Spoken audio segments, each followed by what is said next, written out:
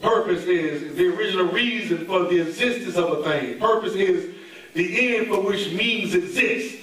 Purpose is the cause for the creation of a thing. Purpose is the desired result that initiates the production. Purpose is the need that makes a manufacturer produce a specific product. Purpose is the designation that prompts the journey. Purpose is the expectation of the source. Purpose is the objective for the subject. Purpose is the aspiration for the inspiration, and the object of one's will or resolves to have. Purpose, therefore, is the original intent in the mind of the Creator that motivated him to create a particular item. I'm going to say it again.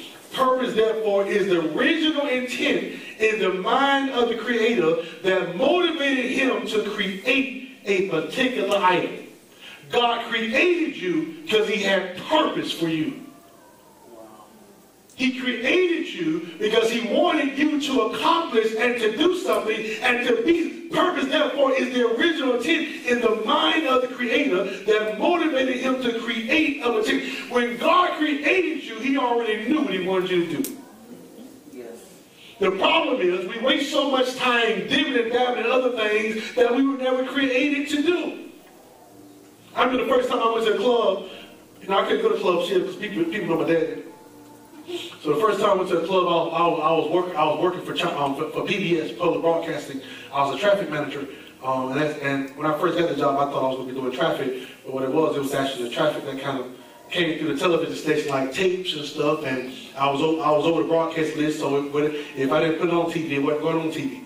And I remember PBS had a convention up in D.C., so I flew up to Washington, D.C. with my manager at a convention, all the public broadcasting networks all over the world that came there.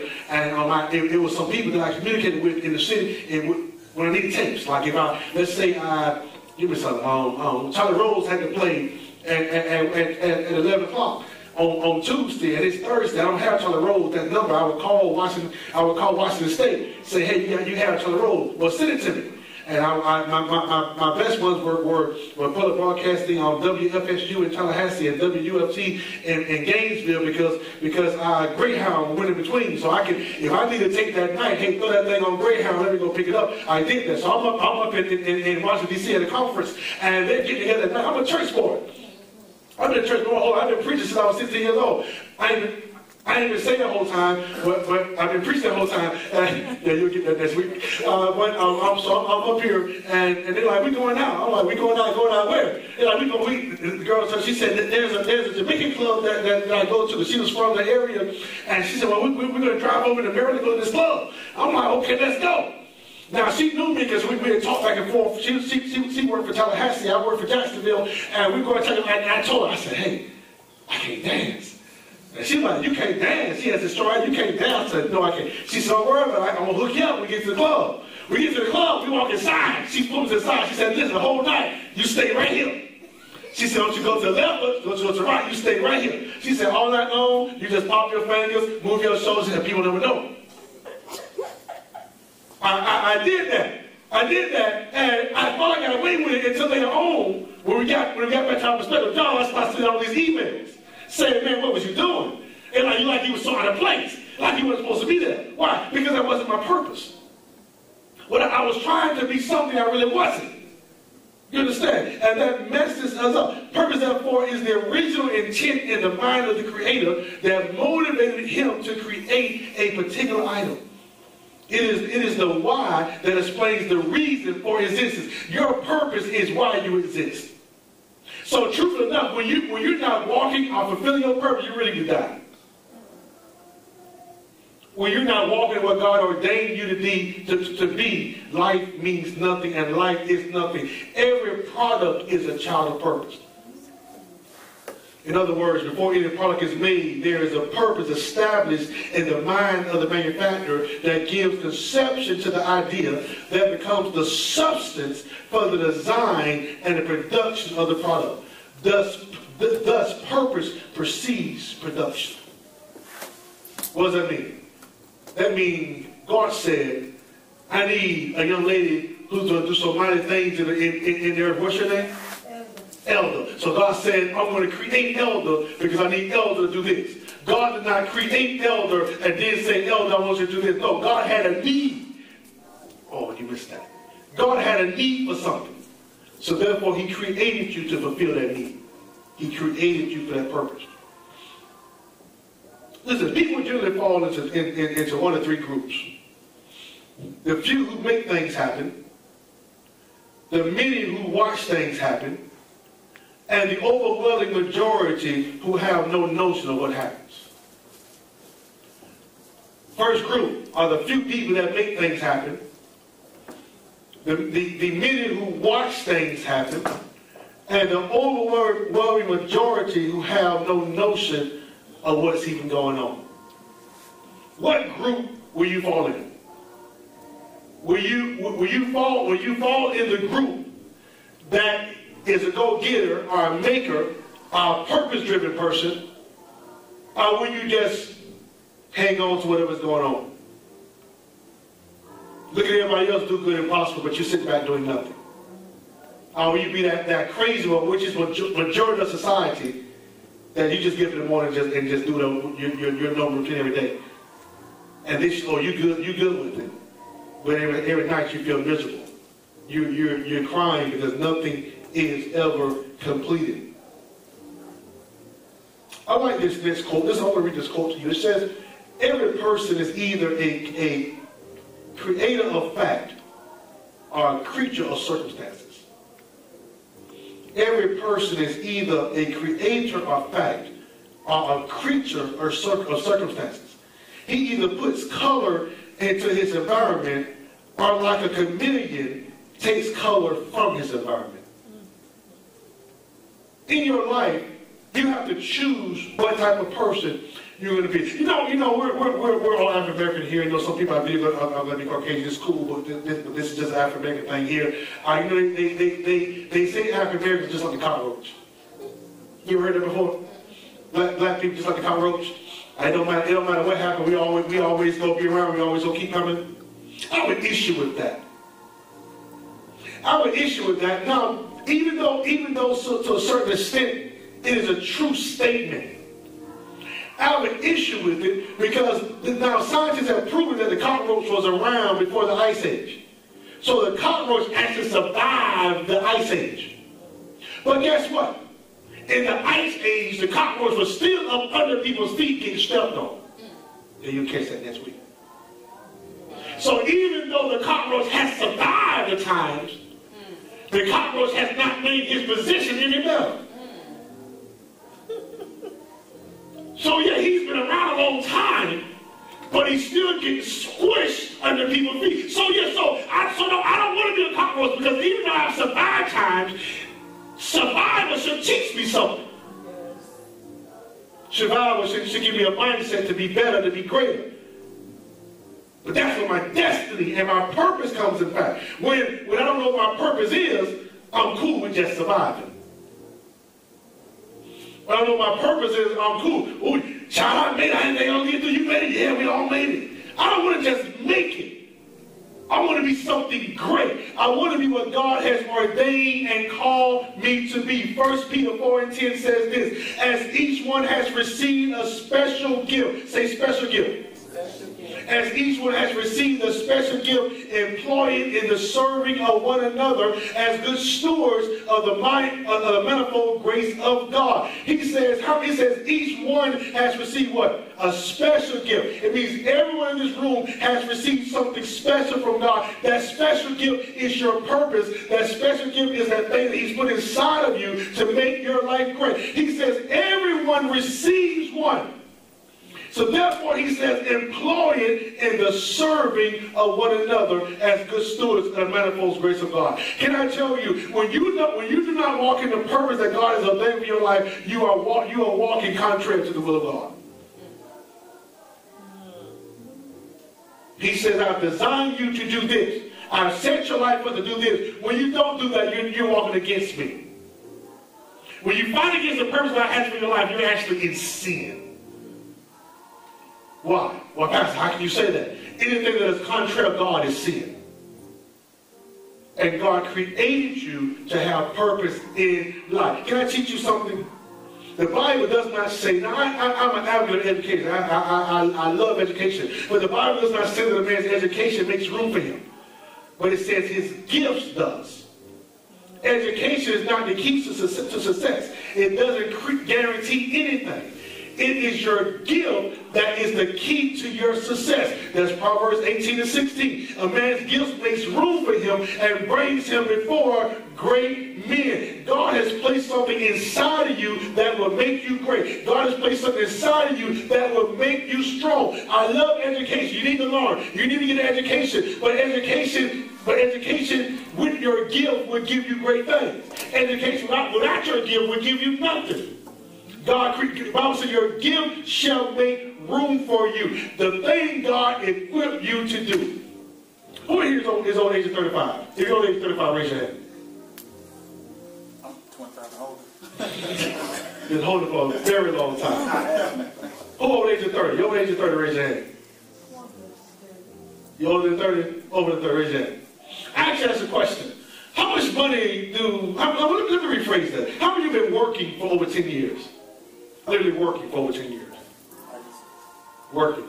At a job. Working. Doing something over 10 years. She said you don't be working. She said you don't be working. Everybody else work for you. That's work though. It is work to lead people. If you work for over 10 years, you might not understand this. If you work over 10 years, most likely over $1 million has passed through your hands. Oh yeah, definitely has. Easily. Easily. Now, how many wish you could see it right now? Can I tell you why you can't see the $1 million? Because what you was doing was not your purpose. No, I know that. And when you are not working in your purpose, you will never become rich. God has gifted. See, people understand this. People understand this. God has put something in everybody to make them rich. The problem is they try to do what everybody else is doing. I have a young lady in my church. She's in nursing school now. She graduates in May. Thank you, Jesus. I need to hurry up and get a job as a nurse in Jesus' name. I just released it over her life. I release it too. In Jesus' name. In Jesus' name. She was in nursing school, and nursing school got kind of hard. So around this time last year, she quit a job. And she went full-time school, which I'm an advocate for that because it was getting difficult for her. But she got to a point where she needed income. Say income. She needed to survive. She told a story one time. She said that her daughter, they were in the car driving home one day. Her daughter wanted to stop by McDonald's and get some food or something. And she said, well, I don't have any money now, so we'll go home and eat. She said, Mom, you need to go get a job. Little girl came in the morning about 5 or 6 years old and said, Mom, you need to go get a job. So she said around October, she started searching for employment. She started searching for a job, couldn't find a job anywhere. Couldn't find any work. But then she said, so what happened? She just started doing stuff. Someone asked her, can you make me a cake? She said, you're so creative. Can you do this?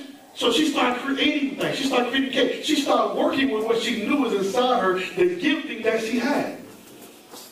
And the more she did it, the better at it she got.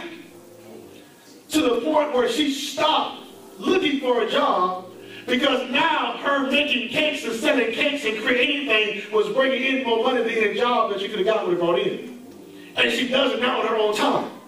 Because that's the gift that God had placed inside of her to make her rich.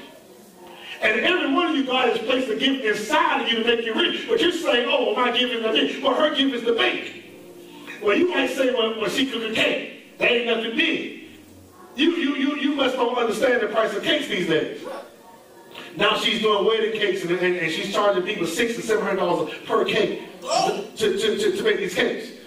And each week she's doing three or four cakes at a time. Birthday cakes run anywhere from $150 to $300 because she's good at what she's creative. I mean, she can make a cake look like anything. I've seen her make a cake look like a Gucci briefcase. Make a cake look like what's that bag that's top of the L? That 50 pounder bag. Yeah. And she made a cake look like that. I mean, God has gifted her for that. But for a long time, she never walked in her gift. So she could have been doing this a long time ago and been a whole lot further than she was. In Jesus' name. Because she's a baby, she pays her tithes. See, but maybe she had the mindset, well, that's just making cakes. Maybe she didn't see that on the cooking network, you have the two sisters who make cupcakes now, and they're so good that every day they have over 500 customers that work for their store just to buy cupcakes. Maybe she didn't see Cake Boss that was on TV, and now Cake Boss, everybody see the show Cake Boss? He makes cakes all over the world and does these things. See, what people will look at you and tell you that the purpose God placed inside you isn't nothing. See, but until you put that purpose to work, look at your neighbor and say, it's not anything to you. See, making cakes won't make me rich, because Pastor tried. I tried so many times. My wife said, don't you buy another cake ingredient. She said, you're going to put it in a bowl house just wasting cake ingredient. Bishop and I was making them bitches. They was falling, they was heavy, they was this, they was dense, they was wet, I couldn't get it right. I was cooking 3 or 4 cakes a week and throwing away 5 or 6 a week. Jesus. Then I said, but the battle was good. The battle was wonderful. It wasn't my calling to be a cake maker. So making cakes was never going to make me rich. I know. Do you understand? My children wouldn't even eat it. My children would say, they don't cook it. Yes. No cooking, we just want the battle, don't cook the cake. You understand? So if I look at you and you say you want to make cakes, I'm going to say, I ain't going to make no money. Come on, talk to me. Because it's not going to make money to me. See, the problem is we let other people determine what God's purpose for our life is. Say that. And when you do that, oh God, I hear you. When you do that, you let other people, what's the word I'm looking for? I can't think of the word right now, that's the word it's eluding me right now, but you let other people cut down on their value, the vision, and the purpose that God has placed inside your life. You better say that thing. Maybe you don't like picking up trash. Maybe trash is beneath you. See, but as long as you live, trash will need to be collected. So you pick up trash today, but they don't understand your purpose, the one they own the trash company. See, so other people look at you and say, oh, look at you, you're a trash man. I sure am, you can call me a trash man. But in 5 years, I want you to still call me a trash man when you ask me for a loan. Because my purpose may not be big to you, but the purpose is big to me. Because what God ordained in my life. The greatest tragedy in life is not death. No, the greatest tragedy in life is not death, but a life without purpose. The greatest tragedy in life is not death. It is a life without purpose. I remember I heard Miles Monroe say this. This was probably, he was ministering at my father's church years ago, probably about 10 years ago. And he asked the question. He said, what was the richest place in the world? He asked the question. He said, what was the richest place in the world? And he said, talk to me. It was probably about 2,500, 3,000 people there. And he's like, talk to me. He's like, people start spitting stuff out. He said, no, you're all wrong. He said, the greatest place in the world is the cemetery. And I'm looking at him, I'm like, man, I don't even like the cemetery. I'm the cemetery, the richest place in the world. He said, the cemetery is the richest place in the world. He said, because the cemetery has so much untapped potential. So many people died before they wrote the book that God created them to write. So many people died before they invented the invention that God created them. Remember in the beginning, when we first started, the first thing we said was, the Creator already has in mind the purpose that He wants you to do before He even what? Creates you. Can I tell you something? Can I tell you a tragedy? A tragedy in life is that God would never make you do what He ordained and called you to do. It would be so much easier if God created us like robots, and one day He clicks the button and say, go do your purpose. And then we go through our purpose, and we all become free, all become rich. Remember, I was in school doing a paper. I was at the University of Florida, great school in America. Go Gators! They're winning right now. Florida State talking all that noise about football. Oh, we number one in basketball. It's cool because we win in everything. That's not what I'm talking about, though. I'm preaching against miracles at my church. Actually, am. And I'm glad you said this. I guarantee I'm going to make it tie in. I'm preaching against miracles. Because you only need miracles when you don't live a principle-based life. Yes, sir. If you walk in a life of principles, you no longer need God to work miracles. Yeah, absolutely. See, you cut my off. You want to cut my off. Because I was talking about Florida. You cut my off. But we're going to go to the chorus? Yeah. Mic check. Testing one. Mic check. Check one. Check one. I'm on here. Testing 1, 2. And you on the chorus? Mm-hmm. Did it come on? Every song. I cut it on. Okay. Got it.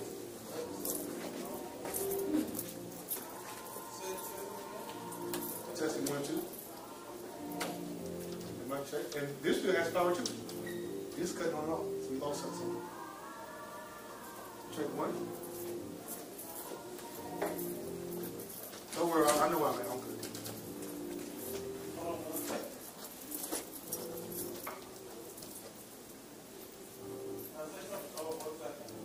Mic check 1.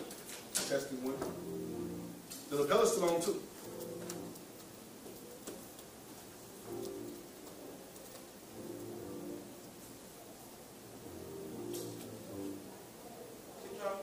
Mic check 1. Testing 1, 2, 3. Testing 1, 2. Mic check 1, 2.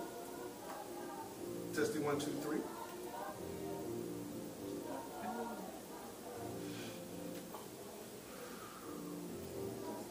This is devil because y'all going to get breakthrough. Used to shouting class.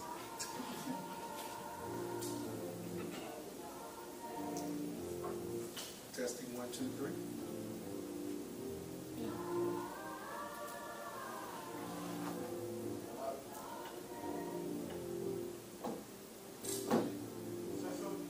Mic check 1, 2.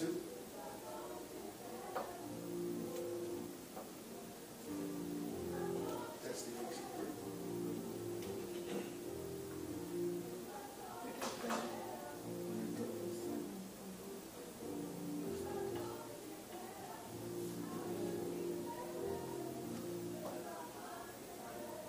Mic check testing 1, 2, 3. This is where we lost power. So testing 1, 2.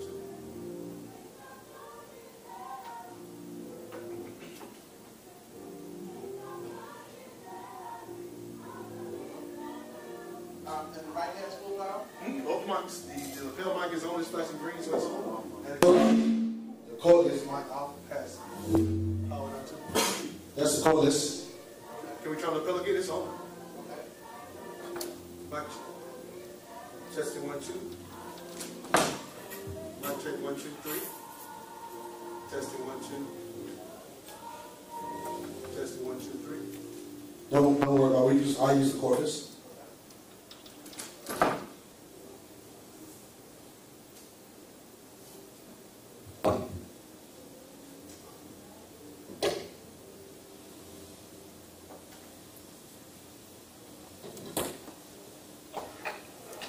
Cut down just a little bit.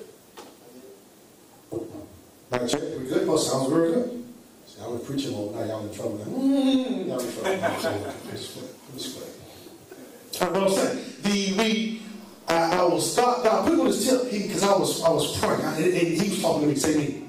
Me. Yeah, he was talking to me, and I was praying for something. I believe in the miracles of God. I never believe in the miracles of God. Amen. Yeah, I believe in the miracles of God for everything. That became a problem. Because when I was looking so much at God miracles, I wasn't putting what He put inside me into action. So He gave me purpose, so I wouldn't always need miracles. When you always need a miracle, that means you're not walking in the potential of the purpose God has for your life. You're not walking a life of principles. So then I said, well, if I do this and do this and do this, then I won't need a miracle. Because that's been my purpose. And my purpose will make what?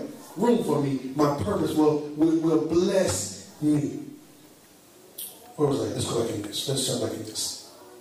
So the greatest tragedy in life is not death, but a life without purpose. When purpose is not known, abuse is inevitable. When purpose is not known, you're going to mess up a whole lot of stuff. Can I tell you something? When purpose is not known, you're going to mess up a whole bunch of people. Some of you, everybody, anybody ever dated bad? Where's have you dated bad before? You dated that person you know that well you shouldn't have been with, and you didn't see it till what? Till after the fact? Yeah, because you didn't know who you were. You didn't know what you were called to do. So therefore you made mistakes. You ever won a job that 3 weeks in you knew what it was you should have been there? And you trying to figure out how to quit, but you still want the money? When God wanted, when you just held on to God, unchanged your hand 1 more week, He gave you what you really wanted. But now what you really wanted is gone. Now you're stuck. You ever been stuck somewhere before? Can I tell you why you get stuck? You get stuck because what you're doing is not what God called you to do. When God called you to do something, He lubricates you. What do you mean? When God called you to do something, you never get stuck in it. You'll always be lubricated. What does it mean? That means somehow you'll always slide through. You'll be down, and somehow He'll always work it out. You understand how you gonna do this, how you do this, somehow He always work it out. Because He lubricated you out, because that was the purpose that He designed for your life. One of the greatest tragedies in life is to watch potential die untapped. One of the greatest tragedies. I remember. I played. Go back to myself. I played basketball and football. Football was my love. Basketball was my love. Football was just something I played. I'm 6'3". Now, when I was in high school, I weighed about 245 pounds. I weigh it now, but it's more stomach now. Back then it was a little more, so not much. I wouldn't exercise. I wouldn't lift weights. Kind of the thing. More exercise, won't lift weights. But Coach looked at me, and my brother, my oldest brother, he's 6 years older than me. He's about 6 feet. Weighs, if he's 6 feet, he might be that tall. Weighs 180 pounds, soaking. He is tonight. He is small. He is small. When he played football, he went all out. He wanted to be the best of it. He just didn't have the size for it. I remember we had the same high school, Coach Fred Stevens at Range High School. One day he called me, and he looked at me in practice one day, and I was just going through the routine because I could do it. I had natural strength, so I didn't lift weights because this wasn't my thing. I'm not trying to do this. He looked at me one day. He said, "If I could have your brother's mindset in your body, I'll have an NFL player." And it did not hit me until later on in life what he said.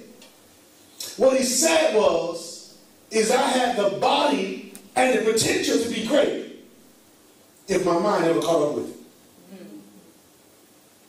And some of you have the potential to be great, but your mind won't catch up. Your mind is too far behind. You're dumb. I'm sorry. I was talking to myself first, remember? Yeah.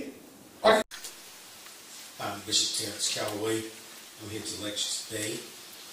Leadership 201. I'm talking from expanded but not abandoned. I'm talking about expanded but not abandoned. Many times in business, ministry, which is a business,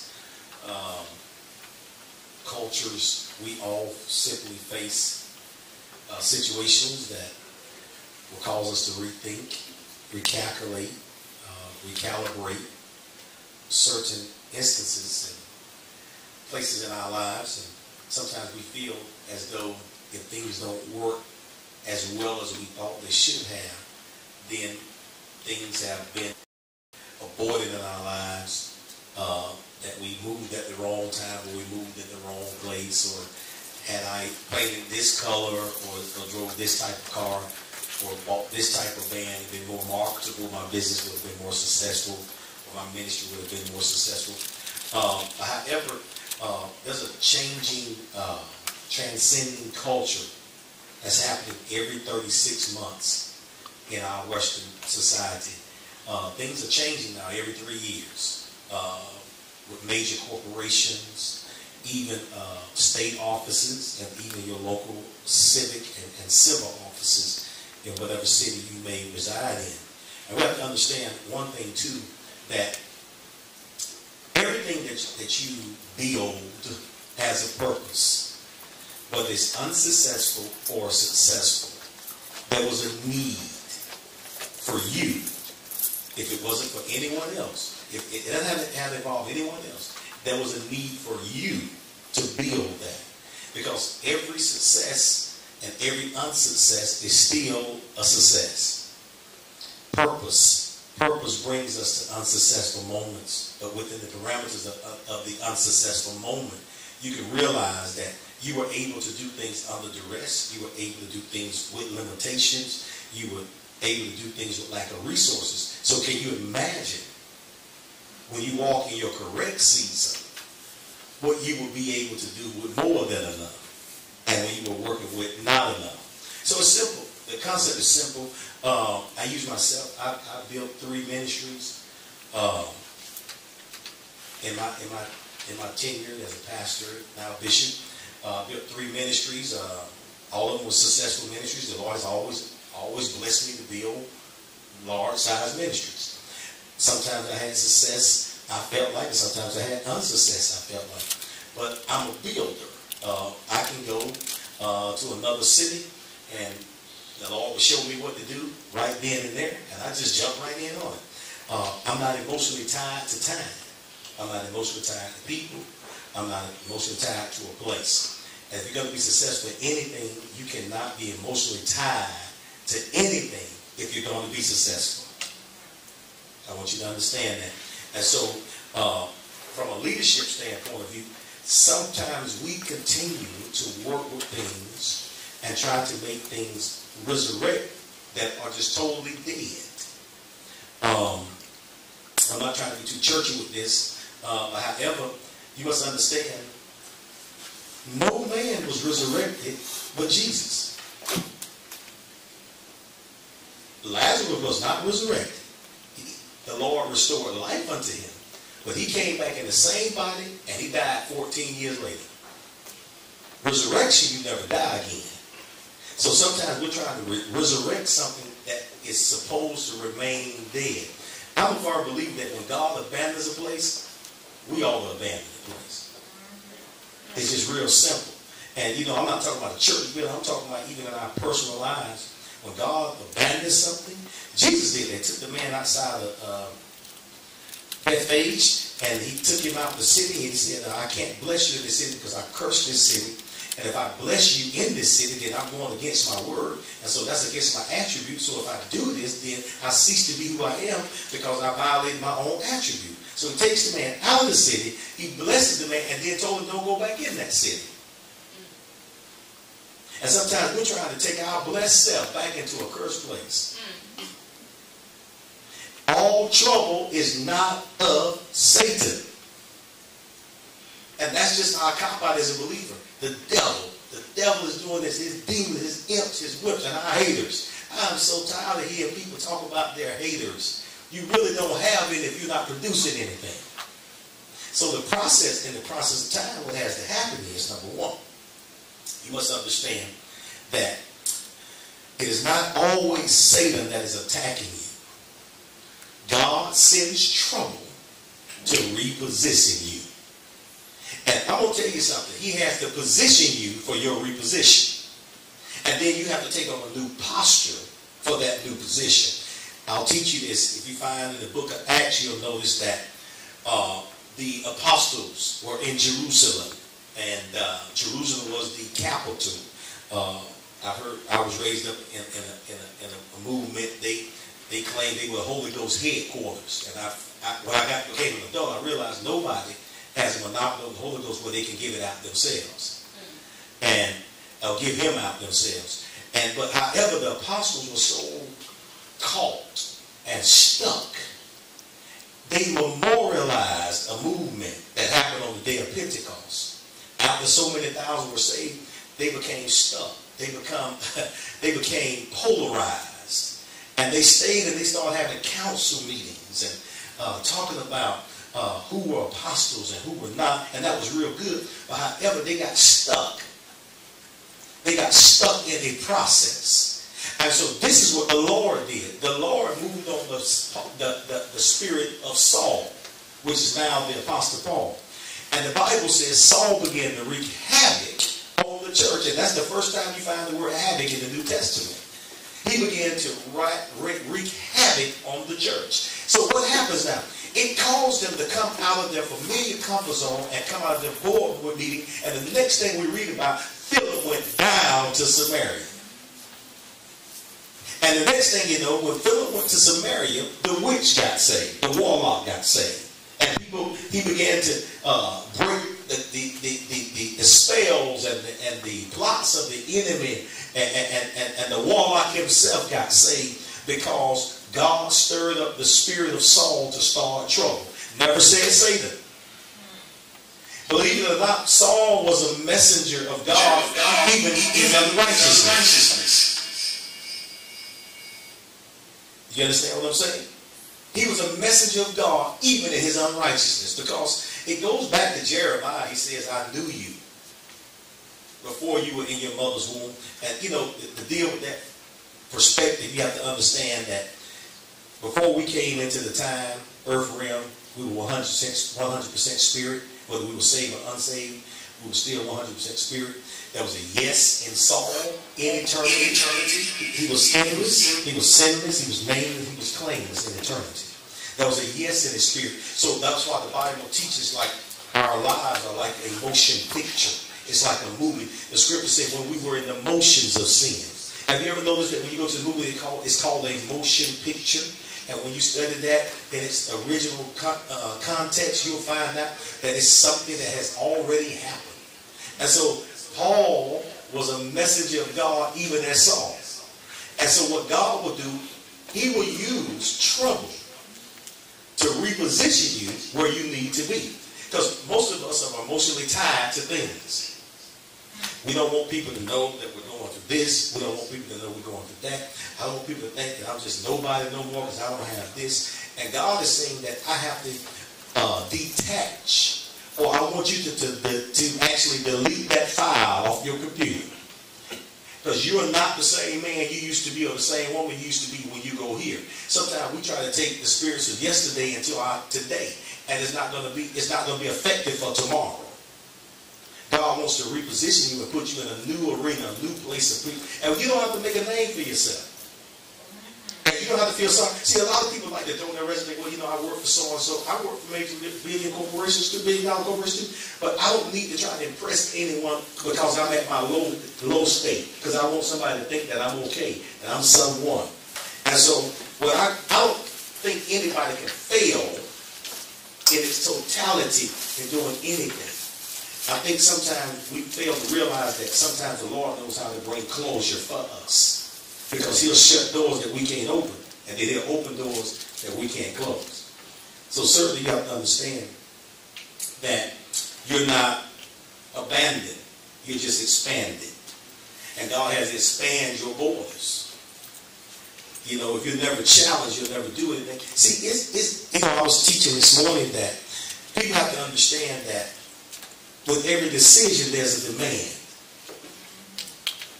See, my situation has a demand on it for me to make a decision. Decisions are always birthed out of demand.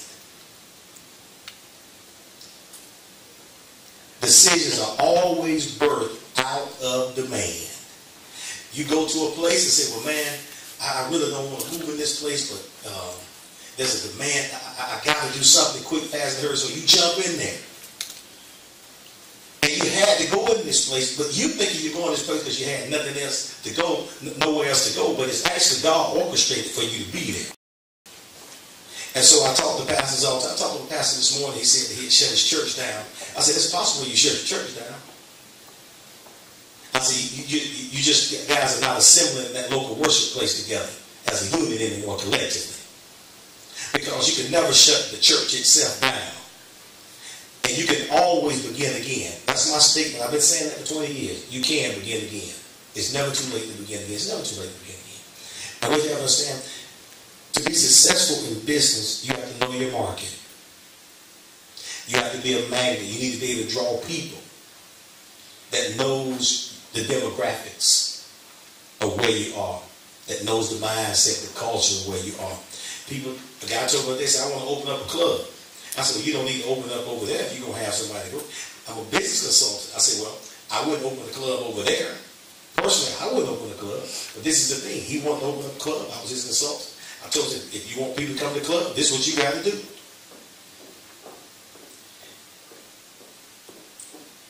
You got to know your market. There's one thing about people that go to the club. I ain't been in a club so long till I can't remember, but I'm going to say this to you. I remember I was 19 the last time I was in a club. And I know this when I was going to clubs. Nobody went to an empty club. If the parking lot wasn't full, you didn't want to be the first one there. You didn't want to be the only one on the dance floor. You didn't want to be the only one at the bar. You didn't want to be on the chicken wings. You didn't listen, Jim's place, nobody wants to be the only person in there. People go because of the masses. People draw people. So what you have to do, you have to put people around you to make things attractive. If you open up a restaurant, you get all your family members say, hey, listen, I'm going to rent a van. I need y'all to park here every day, and the van will take y'all to work. The power of perception is greater than reality. I've always been successful because I knew how people thought. People are people everywhere you go. Their culture just is different. There's an acquired taste in every city. There's an acquired taste in Jacksonville. See, Jacksonville has recycled folk. They've been everywhere. It's an unrestful place for people. You go to Baltimore. Baltimore is it's not really a fast-paced city to be as large as it is. It's kind of mundane, but yet progressive, but they migrated just a little bit at a time. You go to Atlanta, it's always something going on in Atlanta. You go to New York, there's a culture. San Diego has a totally different culture from Los Angeles. It's cheaper to live in LA than it is San Diego. So the acquired taste is different, but you must keep people around you if you're going to be successful. And you cannot keep people, I disagree with this philosophy. You do not need to keep people around you that think like you, because there's no growth.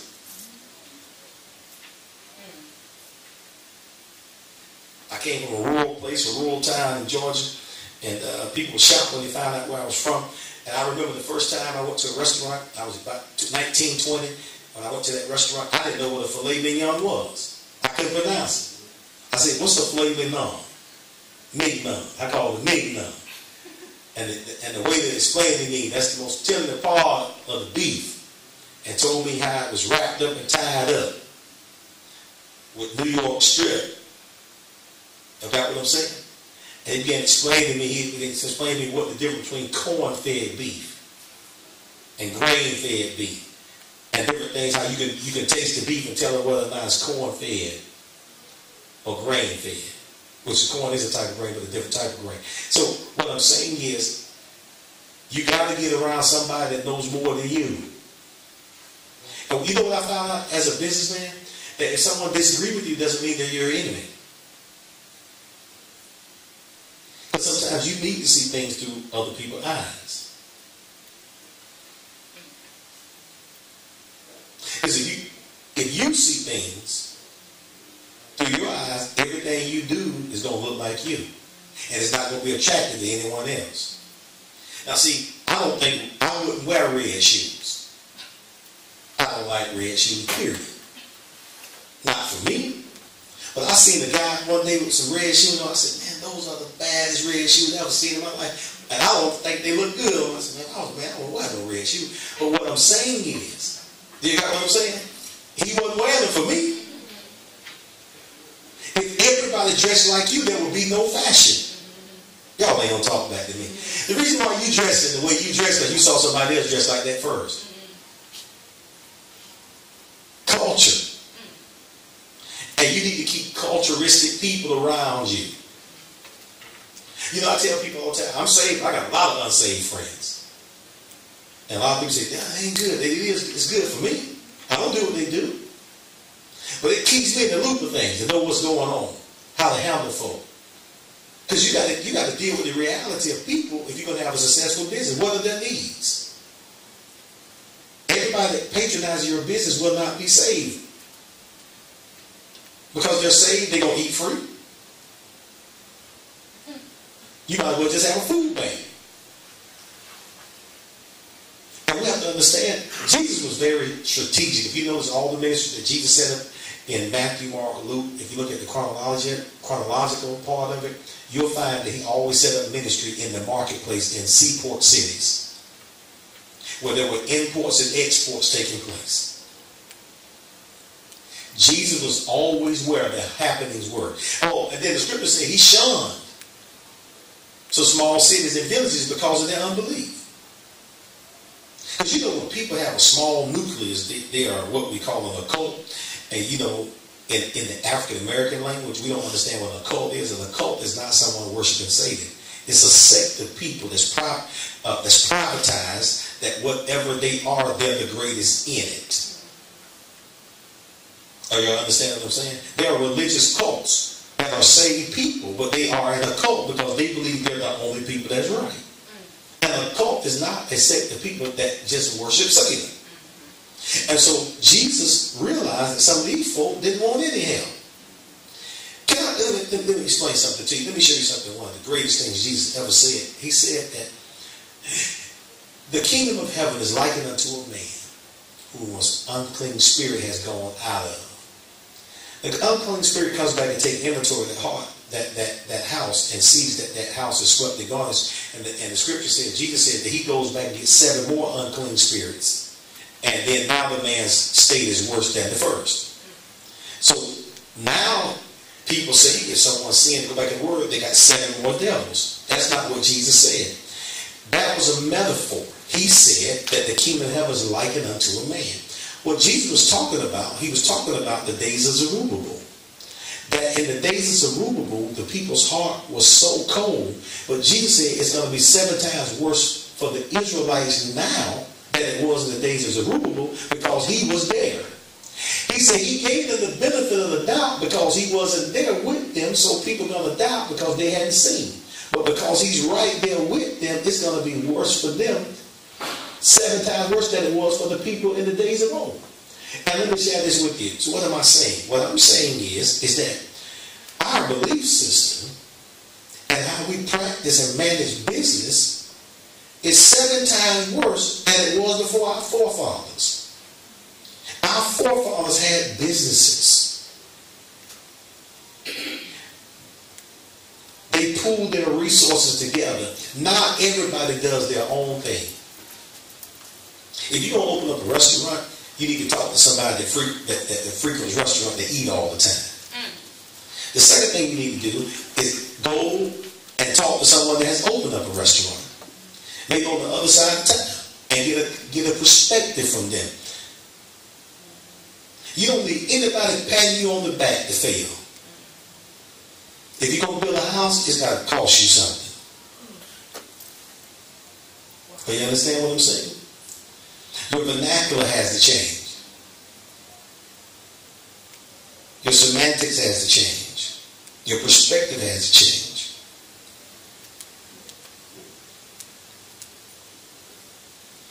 I opened up 2 restaurants, and I always went to Atlanta and watched them how they did it. And went different places, asked questions. I watched TV shows. I watched how the kitchen looked. Do you know people are attracted to a restaurant just how it looks? If they're going to sit down and eat. And then people like to go to a restaurant where there's a crowd. And what you have to understand is that you can't implement everything at one time. There's something called phases and there's something called stages. You can't do everything at one time. You can't be opening up a restaurant today and then you go over the cleaners tomorrow. It's not going to work like that. I don't care how much money you have. And people get mad when you tell them you got to have a business plan. Why would you just jump out there and open up a cleaners? There's no habitation. Have you ever been on I-10? Driven down I-10 here in Florida? You know, most of the time on 10, there's nothing out there. I hate traveling down I-10. I would rather ride the backwoods of Georgia. But at least you get a deer or two every now and then. A raccoon or something, you know. But the thing is that why would I put a dry cleaners between Tallahassee and Jacksonville, a place of nowhere, and say people from Tallahassee go drive in and people from Duval go drive in? I'm walking in the spirit of deception. So you must first have a business plan. You got to perfect something. I'm a concrete sequential in my mindset. My personality is a concrete sequential. However, I have much dexterity, I can do more than one thing at one time, but it's not always healthy to get results. Because you'll be a jack of all trades and a master of none. And that's one of the most insultful statements that any title that a person can carry. You got to master some things. You got to become a professor of your trade. And you can't be afraid to sit in workshops. You can't be afraid to go to business meetings. I don't care if you don't know what's going on. Go in there and learn some language. Learn some terminology. We used to have a statement in school called fake it till you make it. You got to fake it till you make it. Sometimes you can't let everybody know you're dumb. Just look like you're not. Yeah. You got to look the part. See, sometimes God will afford you opportunity because you dress right. Y'all just missed that. Oh, David ate on the table of showbread and wasn't even a priest. And God didn't say a word because David was dressed right. David said, I'm hungry. He said, I know it's bread in the Lord's house, but David didn't go in that dirty stinking. David presented himself in a certain manner. So open doors are always around us. And, you know, and one of the greatest successes to any business is this. Don't let your left hand know what your right hand is doing.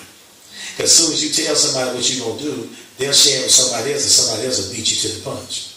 Have you ever had an idea, you know it was your idea, and somebody went and used it and did it, and you found out they were doing it? I guess I'm the only one. Now you mad. But the Bible told you to keep your mouth shut. So you can't be upset, you can't be angry. Well, they were my friend. They say friends share secrets. That's what they say. But some secrets I don't share.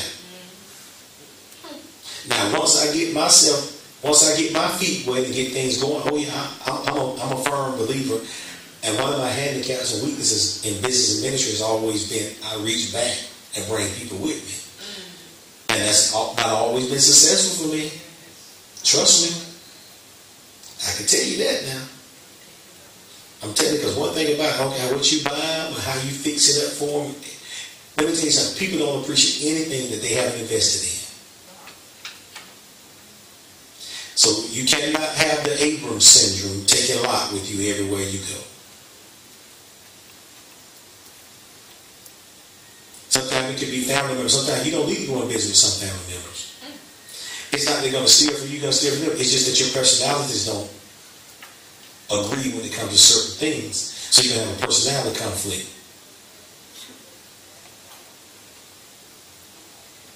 To some things you can't go and visit with people on.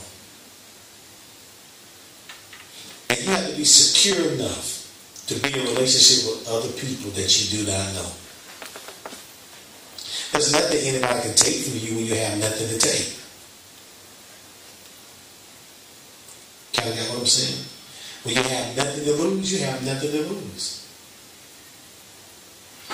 I've seen people disdain small beginnings. Oh man, I've seen them pick at people and talk about them. Small beginnings, I don't say a word. Don't say a word. I remember one time I was a young minister, and I was a very successful minister.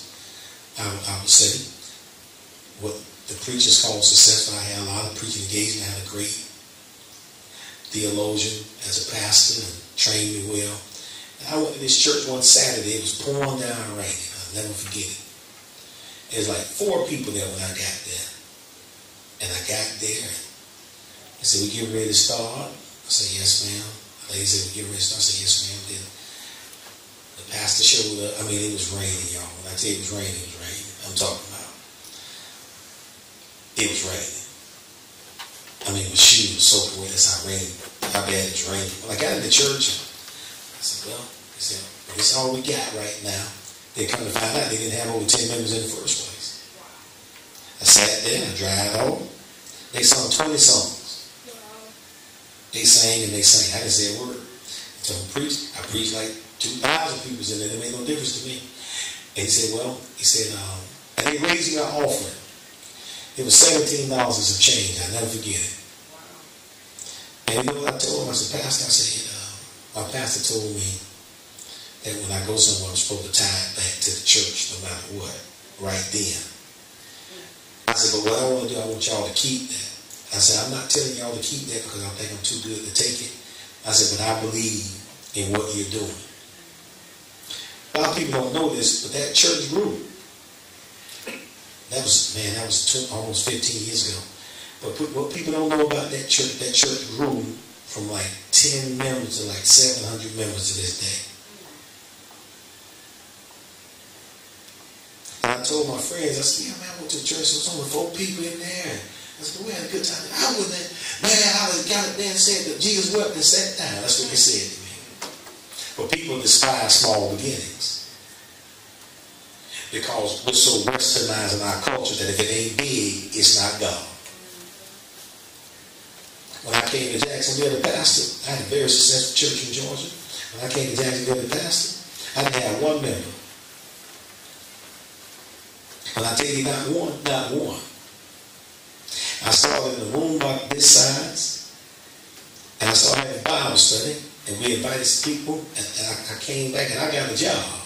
Working at the bank, and people came in and said, Bishop Calvin, what are you doing? I said, I'm working. And I was like, what you think I'm doing? And at one time, I was kind of ashamed. I said, well, I don't want people to get the wrong idea. But there was no wrong idea. My assignment was there. And God blessed me. And I went this side. I went to a nice church, built school. God blessed me under the radar. And see, what we want to do in business and even in ministry, we want to be on people's radar.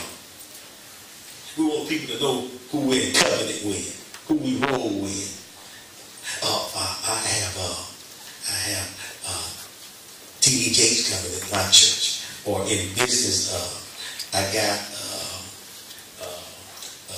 who's a big business guru, Warren Buffett. I'm going to a session with Warren Buffett. We got to drop names. But when you leave broke, y'all not going to talk back to me a little bit here. But when you leave broke and haven't got anything out of it, it's not an investment. See, one thing about investment is residual. It's reciprocal. And you have to learn how to walk in your season. You know, a lot of people are personality driven. They're going to deal with certain people because it's good for them to deal with. I drop names. Oh, yeah, I've been there before. I hate an arrogant person. Because I'm sitting there like,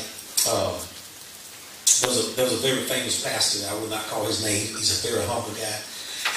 He lived on a golf course, so he invited a guy. They were talking to business to come and play golf at his house and stuff. But he wasn't trying to be big, But the guy said because of his humility, the guy he was talking to was on the board of the U.S. Open. So he picked the pastor up and flew him to Jack Nicklaus' cabin and let him play golf on the same course where the U.S. Open was. Not the U.S. Open, you know what I'm talking about. The PGA, not the U.S. Open, like tennis. But you know what I'm saying? Y'all don't want to play golf, right? Okay, so I can't afford it. I just can't. I really can't. Not the money that he's spending on clothes, I can't do it. But the thing is that the pastor showed humility. And see, sometimes we're running our mouths and talking this and talking that. And boy, it's hard to be big when Lil got you. Because you don't know you don't never know who already knows you while you're running your mouth. You got to be a humble approach. You can't brag about what you've done. You're not the only person that's done that. And you won't be the last person that does. Do you know there are workshops across the country right now? Thousands of people are sitting there right now? Thousands. When I tell you thousands. But one thing I've realized, no matter how many people are in a workshop, it's the information that counts. It's what you get out of the workshop. It's what you put in it, what your mindset. You know, one of the greatest compliments a person can make to a teacher is learning. If you ever want to compliment the workshop you've been to, learn the information and apply it.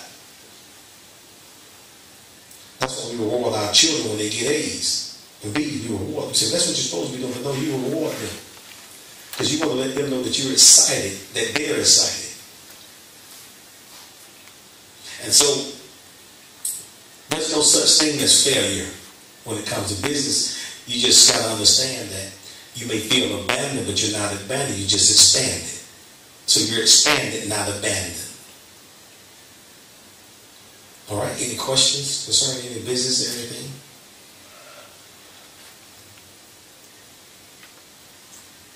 Dr. Calloway. Yes. You are you set up K-12 schools, you set up the business together. What would be some nuggets for me as a person thinking about going into business and developing the team that I developed around? Okay.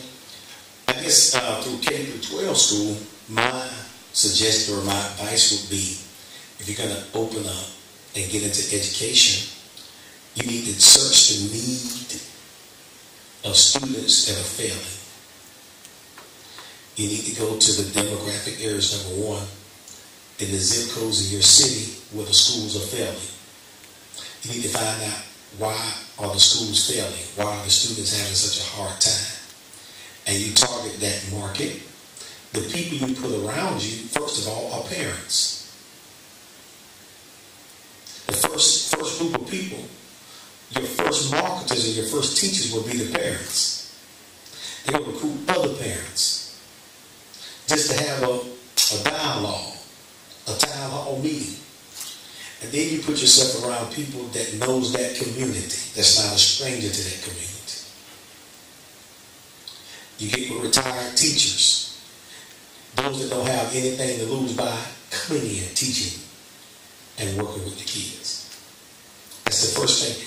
When I came to Jacksonville, the first thing I did was build a relationship in the communities where the students were. I was in some rough neighborhoods.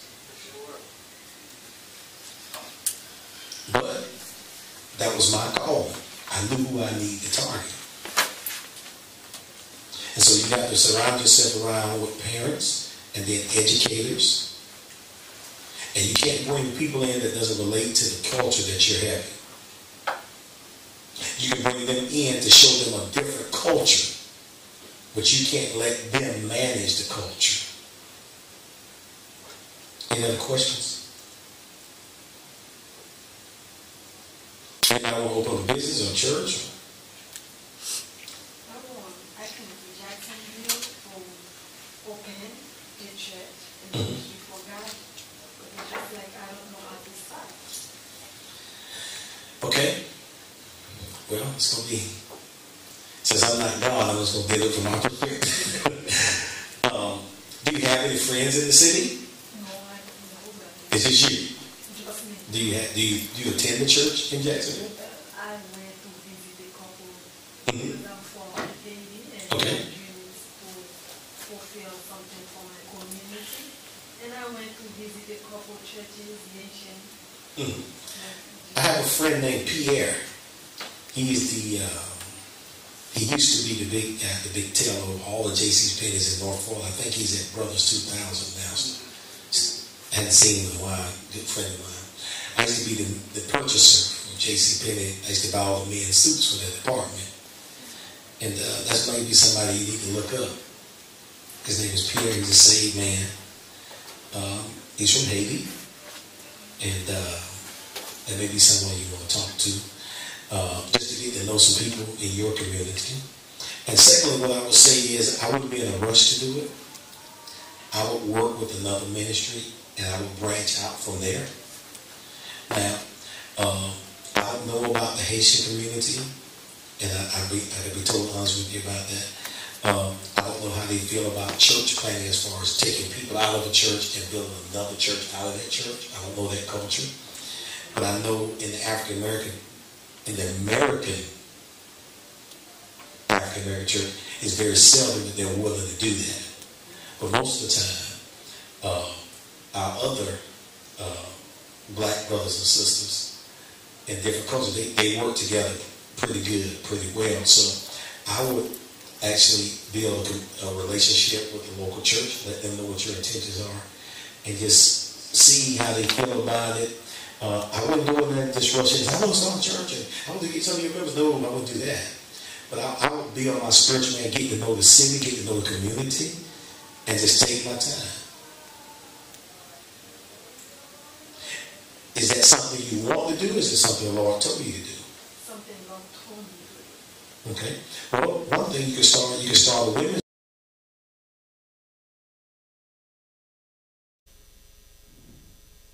How are you doing today? I'm Dr. Jackson. It has been a wonderful experience as we're in the last session of our life coaching, at least dealing with these principles. You know, oftentimes people are going into being life coaches and we deal with application, do's and do nots, how to present yourself, how to interview clients, how to determine whether the client should be your client. And you learn all of the basics that deal with life coaching, but no one ever helps you with how to set up the business of life coaching, how to monetize your investment as a life coach. And so I'm going to deal with that a little bit. And hopefully this will help you in your pursuit of being a life coach in this life coach training.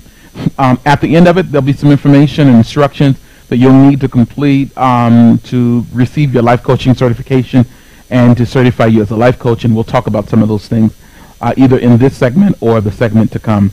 One of the things that in being a life coach, you realize that this can be a vettable income. I talked about yesterday that we should not do it as a hobby. It should be something that you do as an occupation. I oftentimes say that even though you have another job, this must be a main gig in priority, meaning that you structure it as though it is your main source of how you eat. That doesn't mean that you don't work for AT&T. It doesn't mean that you don't work for the gas station, the electric company, the cable company, or a nurse or a teacher. But ultimately, this will give you the opportunity. Now, as a life coach, there's some things that I've done life coaching is that I get out and do a lot of motivational speaking. I get out and I speak in the community. And I build a rapport. I volunteer. I do a lot of things to let my name be known. And those turned out, and I make sure that where I'm volunteering at, that there are places that I have the greatest impact. There may be a bunch of attorneys, a bunch of teachers, a bunch of people that will invite me to workshops. And workshops are great. You know, you can, in one workshop, you can be charged, you can charge a minimum of $1,500 or charge as much as thousands of dollars, you know, $15,000, $20,000. Sometimes if you're the low kid on the totem pole for a life coaching or empowerment or management or leadership training, you can do amazing things. You know, I started out just doing life coaching, motivating. I do a lot of leadership, a lot of management. I talk to you about always learn, always learning, always learning. Many times, many leaders need to be motivated. So you should be getting your hands on everything that can benefit you. A lot of self-help, development, leadership mechanics, every book, every audio book, every bit of information to make you well-rounded. You have the information. You have the goal, the gift of motivation. Some of you are specialists. You have a niche market. I'm going to help you develop that niche market and find out what you need to do to be most enhanced, effective. One of the things I oftentimes tell people is offer a product or services that solves a problem and enhances one's life. If you can produce a product or service that solves a problem and enhances one's life, you're guaranteed business. So that means your workshops, your seminars, whether you're working with persons one-on-one or you're doing mass groups by Fortune 500 companies, the product you produce or the services you produce should be able to enhance one's life or solve a problem. Introducing that service, and the introduction to this whole concept is that you want to introduce them to a service or product that people want and they need, and a service that they need. We want to provide something that people need. And so what you are life coaching on, your niche market, ought to be an area that people need and a service that they want. Sometimes people need things, but they don't want it. So you want to be able to do two things. You want to address something they need and want. I may need someone telling me instructions behind me, but I don't want a babbling woman fussing at me while I'm driving. Turn here, turn left, turn right. That's not something I want. And if people don't need it, if they need it but don't want it, there's no market for you to make money. So the issues you life coach and empowerment coach and produce workshops, materials and CDs, DVDs, and all kinds of free webinars and things of the sort, it's got to be something that they need and also want. Sometimes people are in the industry and they're talking about subjects that people need, but nobody wants it, and you won't get a return. So you need to focus on things that people want and need. Now, this function will equal success and profit. If you will function on that principle, you will always have what I call success and profit. Now, find what keeps people up at night, why they stay up at night, why they can't sleep, the problem that irritates them, address the issues, whether it's relationship. Maybe you're going to be a life coach that emphasizes on relationships. Maybe it's career pursuits. Maybe it's music industries. Whatever you are, find what keeps people up at night. They can't rest because these answers, these questions have not been solved. And I say become a sleep specialist. Specialize in what terrorizes them. If you can answer the question, and this is what they want and need, if you can answer the proverbial question that they've got, address the issues, bring a product or service that addresses their issue, trust me, they're coming back to you. Now, oftentimes, I tell people that you have to develop what I'm going to talk about is some market credibility. A lot of times I'll send out an email, and at the bottom of the email, I'll send information about me offering free webinars.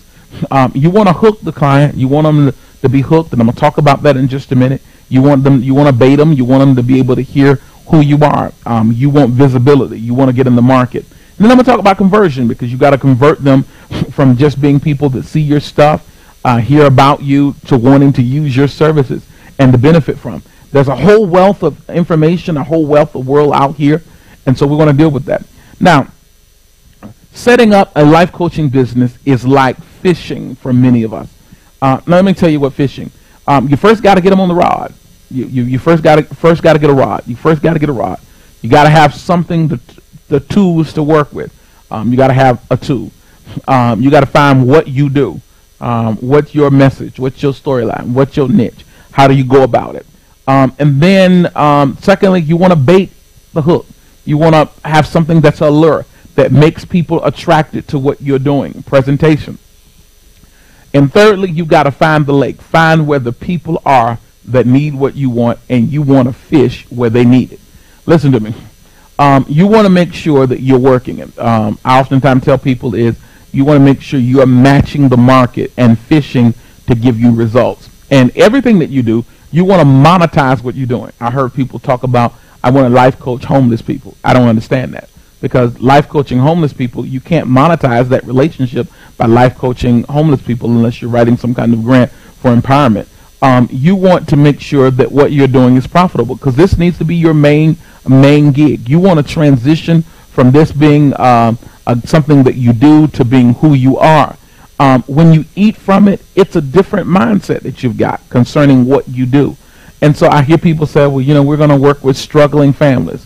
I'm a life coach, struggling families. Struggling families can't pay you. There's not a way for them to be able to. You want to define the market in which you're going to be. Find the pool, find the lake you're going to fish in, and that lake must have the ability to pay you. A lot of times people do stuff and they declare that they want to do stuff that has no return ability, has no way for you to capitalize on profit. Now, there are four things I want to deal with this. Clarity. You want to know who you are and what your emphasis is, what you are trying to go after. You want to know what market, what kind of niche are you going after? What kind of life coach are you? What's your specialty? Clearly.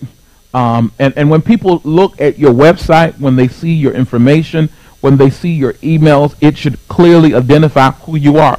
What's your life coach? If I'm a business leadership life coach, I'm saying that I am a business leadership life coach. I don't just simply say that. Is that when I write to business leaders, are you struggling with making profit in business? Do you need to be taught and trained to take the load off of you, to cause you to be able to garner income and resources? I am the man. I love the man. Yes, you got it, buddy. I'm the one that's going to change things for you. I clearly articulate. And then you need the right tools to do a job. You need a website. You need information. You need business cards. You need postcards. You need the right tools. You can't say that you're a life coach and you don't have the right clothes. You don't look the right look. You need the look. You need the look for the market you're touching. Don't say you're a life coach and you're working with real estate investors and you're driving up in a little Toyota Tercel. I don't even know if they even still make those. But you've got to look the part of the. You need the right tools to do what you need to do. Then, thirdly, you need the right marketing. You need to market the right marketing. You need a marketing approach. You need marketing in order for the effective to do this. Now, I do a lot of networking. I go out to events. I meet people. Hi, I'm a life coach. Hi, my name is Zemekiel. This is what I do. I do empowerment coaching. You meet the right people. You build the right place, but you must market. But ready, you must do correct marketing. Correct marketing. You must do correct marketing. And then I oftentimes say you must develop a target market. It's one thing to have a marketing campaign, but you must determine who is the most likely person to be your client and to give you a return. Many people are so broad. You're advertising in bars. Your client may not ever come in a bar. It may be business professionals. It may be people that are going through relationship issues. You maybe need to be on a dating site that are going through. They're looking plenty of fish. They're looking for their next lover or whatever. And so you want to make sure that you are targeting exactly where your client base is going to be at. Right marketing is so important. And target marketing means I must identify what is my target client. And so if my target client is Jennifer, and I realize that Jennifer may wear burgundy shirts, well, I love you on the front of it. So now I will target places that Jennifer goes for my marketing. Jennifer likes to be on Facebook a whole lot. So maybe I'll be on Facebook. I'll market. Jennifer may not like Facebook. She's a Twitterer. So my marketing will be Twitter. I go where my clientele is, and I market, and I'm target sensitive towards them. I don't just do random blasts or crazy stuff. I'm very sensitive about my target market. Now, I'm going to deal with some principles that I consider successful business practices. And these principles really help you understand how to channel and how to focus. And so these are really important. I need you to understand this, that perception is everything.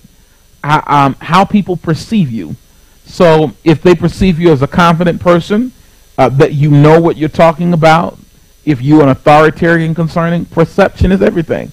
How you present yourself determines everything in this business.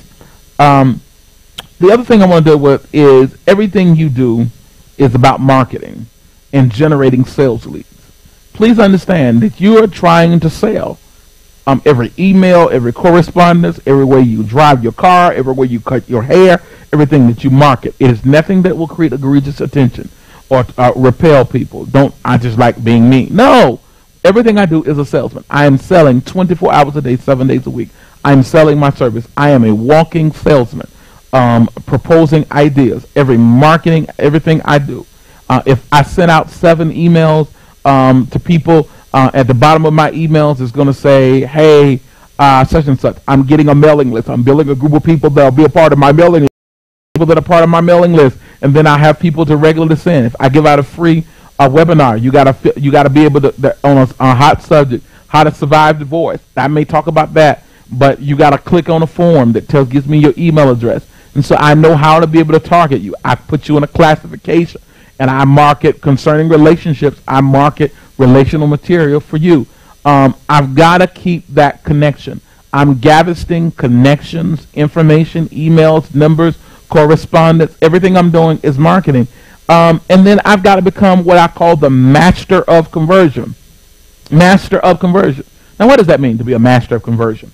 The master of conversion is the person that has the ability to convert what is free, because you can do webinars and stuff, and you got blogs, and you got stuff out there, because you've got to get visible. You've got to get seen. You're doing blogs, free blogs, talks, streaming live, talking with relationship issues, talking about business principles, YouTube videos that are free, 3 seconds. Please make sure you keep your 3 minutes, excuse me. Please make sure you keep your information to a minimum. Don't give people the whole kit and caboodle. Don't give them all the information and all the details. Some people overly sell. They give you too much stuff.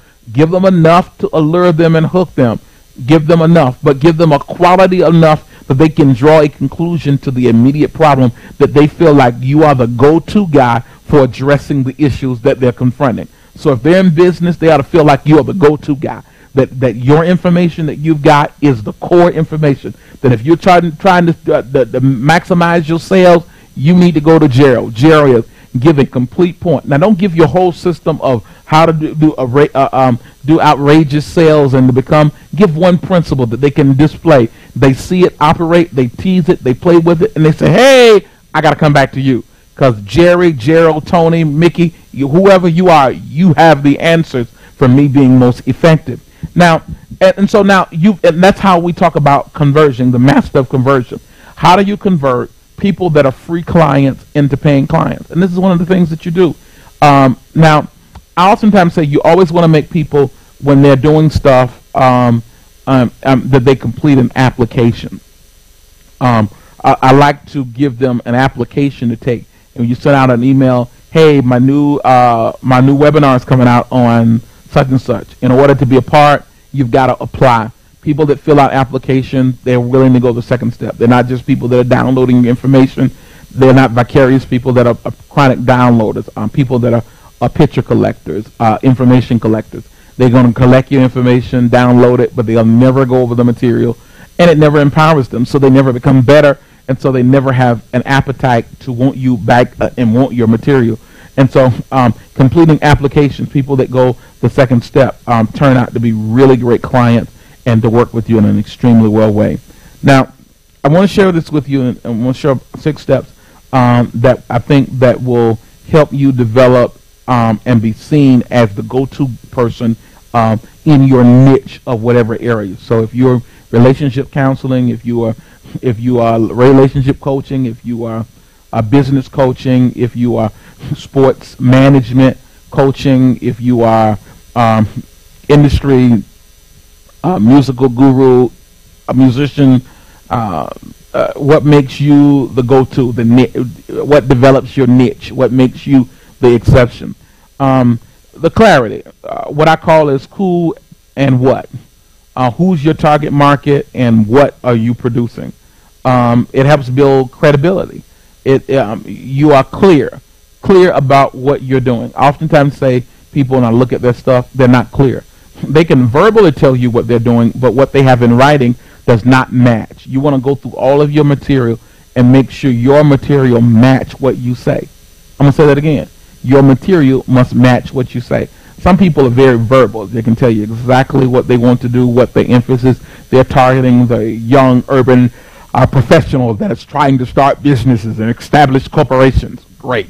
Wonderful. Sounds good. Flowery. Put it in paper. Write it down. Let it be on your website.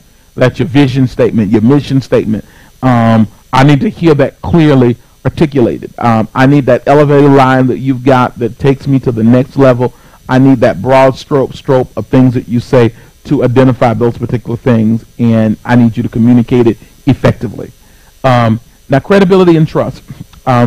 Credibility and trust is built in the market, and that's one of the things that you have to establish, credibility and trust. Now, that means that what you produce, what you say you produce, you produce. and people view you as credible, and they can trust you. They'll never come back to you if they don't believe that you're credible or trustworthy. If they can trust that you give them. So if you said that you're going to give them 7 steps on how to develop a better marriage, you need to give them 7 steps on how to develop a better marriage. Not 3, not 2, not 4, not 5, not even 10. 7. Do exactly what you say. Be a performer of that. It builds credibility. And the next is visibility. In order to be the go-to guy in the niche, that you must be visible. People have to see that you are visible. They need to see you popping up in various places. Sometimes you got to do sponsor ads in various places. They need to know that when they look on YouTube, when they go on other places, that also works with credibility. People need to see that you're doing it. Write books, write ebooks. They need to see that you're credible. Some things that communicate. Deal with the principal. Write a booklet. I've oftentimes tell people when writing a book, sometimes you have to do an audio. Sit down with a microphone, record it. There are people that will transcribe for you and then send it to an editor to edit what's been transcribed. Write a book. You must create what I call credibility. And one of the ways is doing books, having websites, having emails, emailing people, but YouTube videos or videos out there when people can see your product. The visibility and credibility, most people don't realize that they go hand in hand. Well, I don't have any business. Start doing videos on YouTube. Start putting the material out there. Let your information circle. Now you become a niche. People start saying, okay, they're specialists at it. I do a lot of grant writing, and so when people looking for grants, they contact me because they know me as a master grant writer. I understand the ins and outs concerning grant proposals, and so they seek me for it. Church development and leadership development. I do a lot of leadership development, so when leadership conferences are going on, people are asking me, hey, can you instruct us concerning leadership? I've developed schools, and so people ask me, can you help me concerning schools? Because I have so much material out there. Now watch this. People come to me that are from other areas seeking information because I'm known for it. Now, ready? Now, does everyone that I project a plan or doing something bite? Do I have an overwhelming market? Absolutely not. I don't. But what happens is I know I'm known as a go-to person for that, and I build a market as an expert at it. You want to be known that you know more about the subject matter than anyone else. Now, is there someone else that knows more? Absolutely. But that someone else is not verbal and visible about what they know. So the clients will come to that person that is visible. You must make yourself visible. Now, I oftentimes say that you must attract your ideal clients by generating communication. You must figure out how to attract your ideal client. And how do you do that? By first identifying what you perceive as your ideal client. Most people have no idea of what kind of clientele would be. I just want somebody rich that can pay their life coach fees. I just want somebody got plenty of money. That's what I want. That's my ideal client. No. Define what you're looking for. I oftentimes say again, I'm going to say this again. Determine who's your Bob and who's your Susan. Who's the client that you're going on. And then you want to to attract them. You want to find out where they go. You want to market exactly where they're at.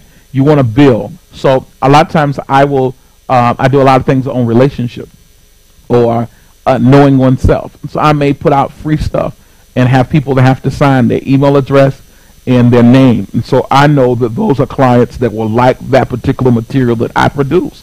And so those are the people that I will work with. Those are my ideal clients. If I'm a relationship guy, I don't need to be sending stuff to people that is not interested on business-related stuff. I'm not a business guy. I am in a relationship. I talk, I market, and I attract people that are in the area in which I'm going. And then the other thing is connecting. You've got to be able to connect with who you attract, who is your target market. Now, you've got to connect them, make them become connected. And so oftentimes I come out with, they've been getting my free stuff, and then I come out with something that's just, they can't live without. And then that stuff that they can't live without, guess what I do? They're in love with it. I make them have to apply. I'm offering a webinar. Only 30 people are able to be a part. I'm going to allow you to be able to ask questions, talk with me, exchange with me. And that's a great way to attract people to go further with you. And then the conversion. It's got to turn into money in the bank. I have to be able to convert what I'm doing into money in the bank. See, like one of the young ladies named Daphne. Sometimes she's in her own world, but I've got to be able to convert what I'm doing into the bank. Daphne, what you're doing has to turn into dollars, and you've got to convert it into dollars and make it work for you. When the door is open, and people are trying to get into you, and they're trying to come into where you're at, and you're just sitting there, and they're just trying to get in, and you're saying, well, I'm glad they're coming. No, convert those people that are coming into money. Don't bar the door of opportunity. Not when they're knocking and they're standing at the door trying to get in. You've got to open the door and give them the opportunity. Yes, you've got to give them the opportunity to be able to work with you. You've got to give them the opportunity. Now, giving them the opportunity is that you've got to make money from them. Produce a product that they will desire, and it will turn into dollars. It will turn into profit for you. You must make that profit conversion to make it work for you. Now, I oftentimes say these are some things that most people need. Now, in order to do that, is that you've got to produce a product that people need, and they'll continually come back to you if they get a good product. If their life is made better, if they're developed, they'll come back to you over and over again. They'll need the services that you provide. Okay, you've got to first know who you serve. I oftentimes tell people you got to know who you're serving. What is your ideal client? And what are the burning challenges and their strong desires? What does your clients need? What's their burning desire? What do they want? And the next question is, where can you find them? Where are they at? Where's the client you're looking for? If they're at the music store, then you need to be at the music store. Where is the client that will be most likely to use your services at? And so, whatever challenges they've got, address their challenges, and then find where they're at. Find where they're at. Do a study. Figure out where the people that need your services are at. Because when you find the solution, you've got the answer. If there's a room full of hungry people, then I need to bring my chicken where the hungry people at. I perfected my product. My chicken tastes good. It smells good. It's deep fried. It's got a smell. It's got the aroma. If the chicken is moist and still crispy, not too greasy, real flaky, just the way they like it. It's finger licking good. They enjoying it. Then I got to find the people that's hungry, not the people that's full. I don't go to a place that people just left. I don't market to the steak place where they just left eating 3 ribeyes or porterhouses or filet mignons. Those people are full. Marketing to people after they leave the restaurant is the wrong market to market my chicken. But finding a place where people are hungry. The third thing you should ask is, can the people you're marketing to, can they afford your services? You have to be very careful, because sometimes we market to people that cannot afford. Like, I'm going to be a life coach to the homeless. Well, the homeless people can't afford your services. You're going to the wrong people. I'm going to help troubled women and broken homes. Wait a minute. If she's broken in trouble and she's trying to put food on the table, trust me, she cannot afford you as a life coach. She's not going to choose to pay your life coach fee rather than eat. It doesn't make sense. Then, can I easily get in front of the audience that I want to, and how do I get in front of the traffic? You have to develop a way, and watch this. Marketing, a proposal, website, networking, because you want to be able to get in front of an audience to share. You can have all the chicken you want. You can have great product. You can know where they're at. They can afford your services, but you must develop a mechanism to get in front of the audience and have an audience of the people. Oftentimes, I tell people that sometimes I'll take a gig, to go speak for someone that may be free. And I said, let me set up a booth, and they gave me, it was virtually free. They flew me there, and all they could give me is about $500. I was $1,000. Well, I'm used to getting $10, $15, $20, $30,000 to do major events. It's a large venue, and so I'm excited about it. It's a bunch of educators and principals at that, and principals, educators, and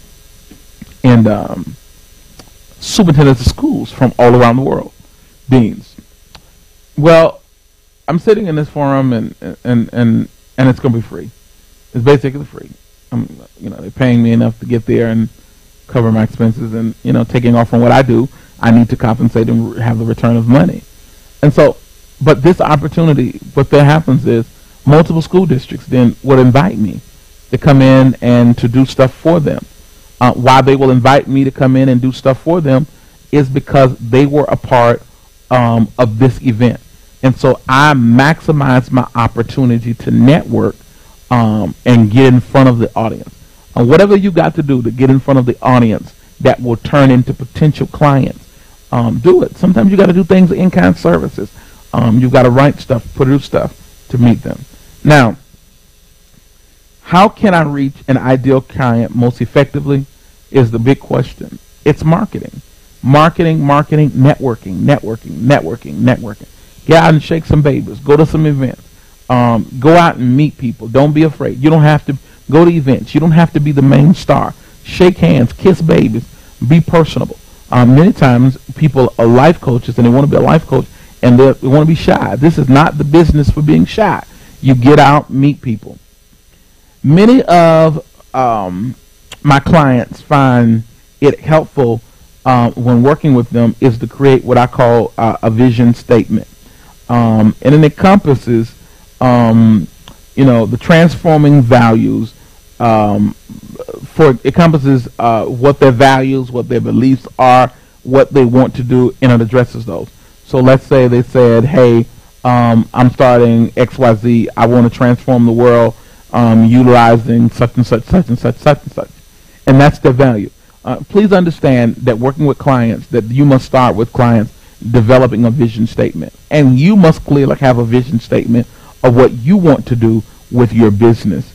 And then also we want to do with stuff like developing a vision statement and identify your niche. And it can be identified simply. And you want to encourage your clients that you're working with to find what is your niche. What are you most gifted? I'm talented at everything. Well, the world can't handle everything. What is the one thing that you're good at? And identify it and do that. And then you've got to have what I call a simple elevator pitch. A pitch that'll take you to the next level. That who you are. Hey, my name is Dan George, and what I do is I do news. But Dan, I know that you're a newsman. My name is Dan George, and I'm a weatherman. I'm a meteorologist. That's who you are. Define who you are. My name is George Burney, and I'm the best pianist you ever want to see in your life. My name is Calvin Cool, and what I do is I beat them bongos. I'm the best bongo beater in the country.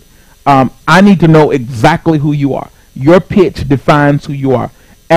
Watch this now, even as a life coach, you need a pitch that defines who you are, what you do, that brands who you are. One of the greatest things that happen is people struggle with branding. And so you must brand yourself as a thing. Well, I don't want to toot my horn. Toot your horn! It is important that people know who you are and do not be afraid. Now, lastly but not least, everything comes down to your vision statement. What your vision statement, whatever that statement is. I want to develop the world and change the world through beating bongos. Okay, if that's what you're going to do, that statement ought to be, I'm the world-changing bongo player. That ought to be on your blog. It ought to be on your website. It ought to be on your headline. It ought to be on your letterheads. It ought to be on everything that you do. Remember, redundancy. Say the same slogan over and over again. I'm Doug. I'm the greatest bongo player in the world. I'm going to change the world through bongo playing. Everything that you say must resound that. You say, well, Doc, now what does that do for me? If you will follow these steps, and there's a whole lot more, it builds what I call credibility in the market. It builds credibility in the market. You're clear about it helps you have visibility. When you have visibility, it helps you attract your clients.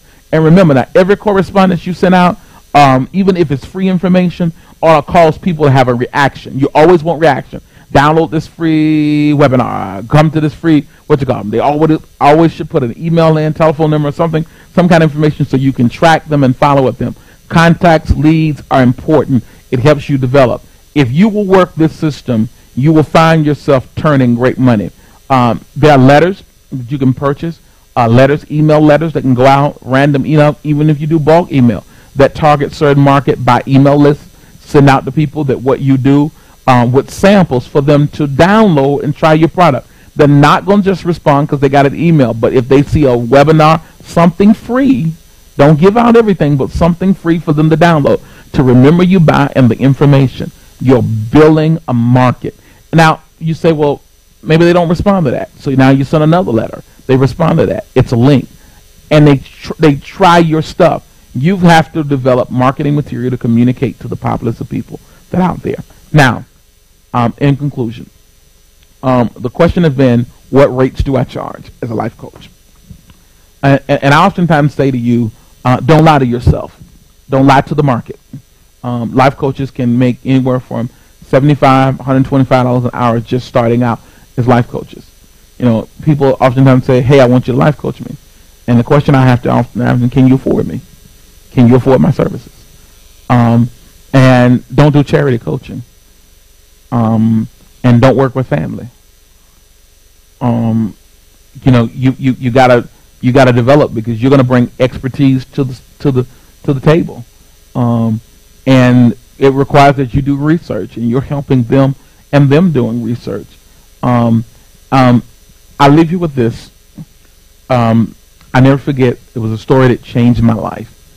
As a Christian counselor, there was a lady that was in a certain chain. I can't say the chain because I want to be sued or anything. She went into a store, and the store that she went in to, a gentleman act like he was her lover, played with her, and just said, joking with her. And she said, I don't know you. Leave me alone. He said, come on, baby. You didn't say that last night. He snatched her out of the store, put her in a van, and raped her. No one said anything. The clerk of the store never said a word because they thought, I ain't paid no mind. He raped her, sodomized her, everything he wanted to do. Vulgar. She lost the ability to even have children. Well, the sad point about it is that she never was able to leave her home from that day before. She was terrorized, scared to live. She lost her job. She ended up losing her home, her life, car, everything, simply because she became a phobic, afraid to live. Well, she went to many doctors, and many doctors came to her trying to help her get over this, and none of them could help. Spent a bunch of money.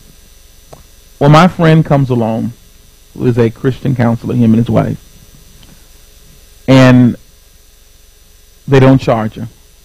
They start working with her. She's able to be functional.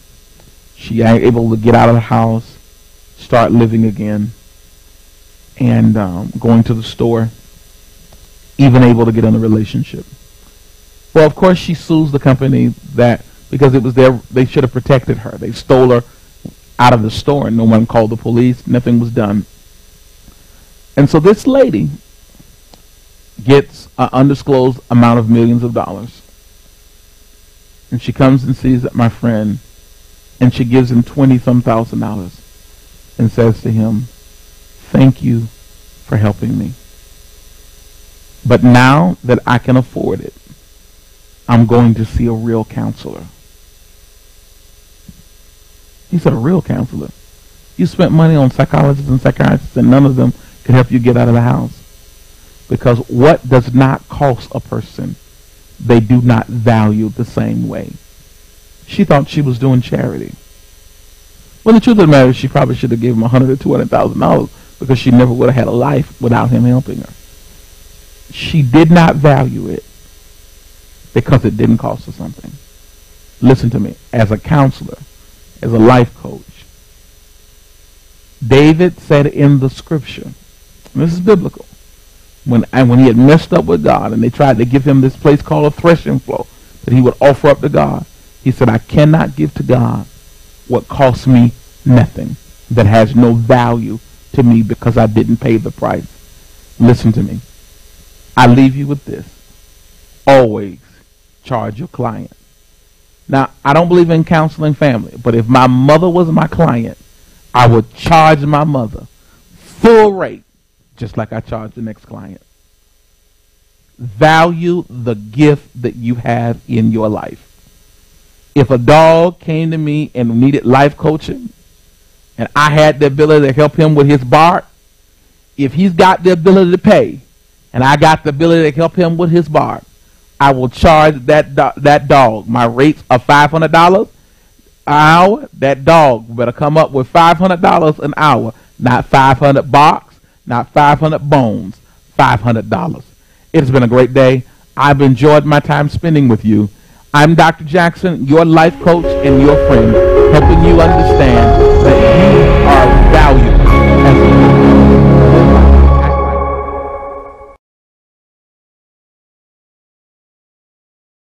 They are under his feet. God has the ability to help you. Make this day a great day, because you're the best we'll ever see, because you're the coach that they need in their life.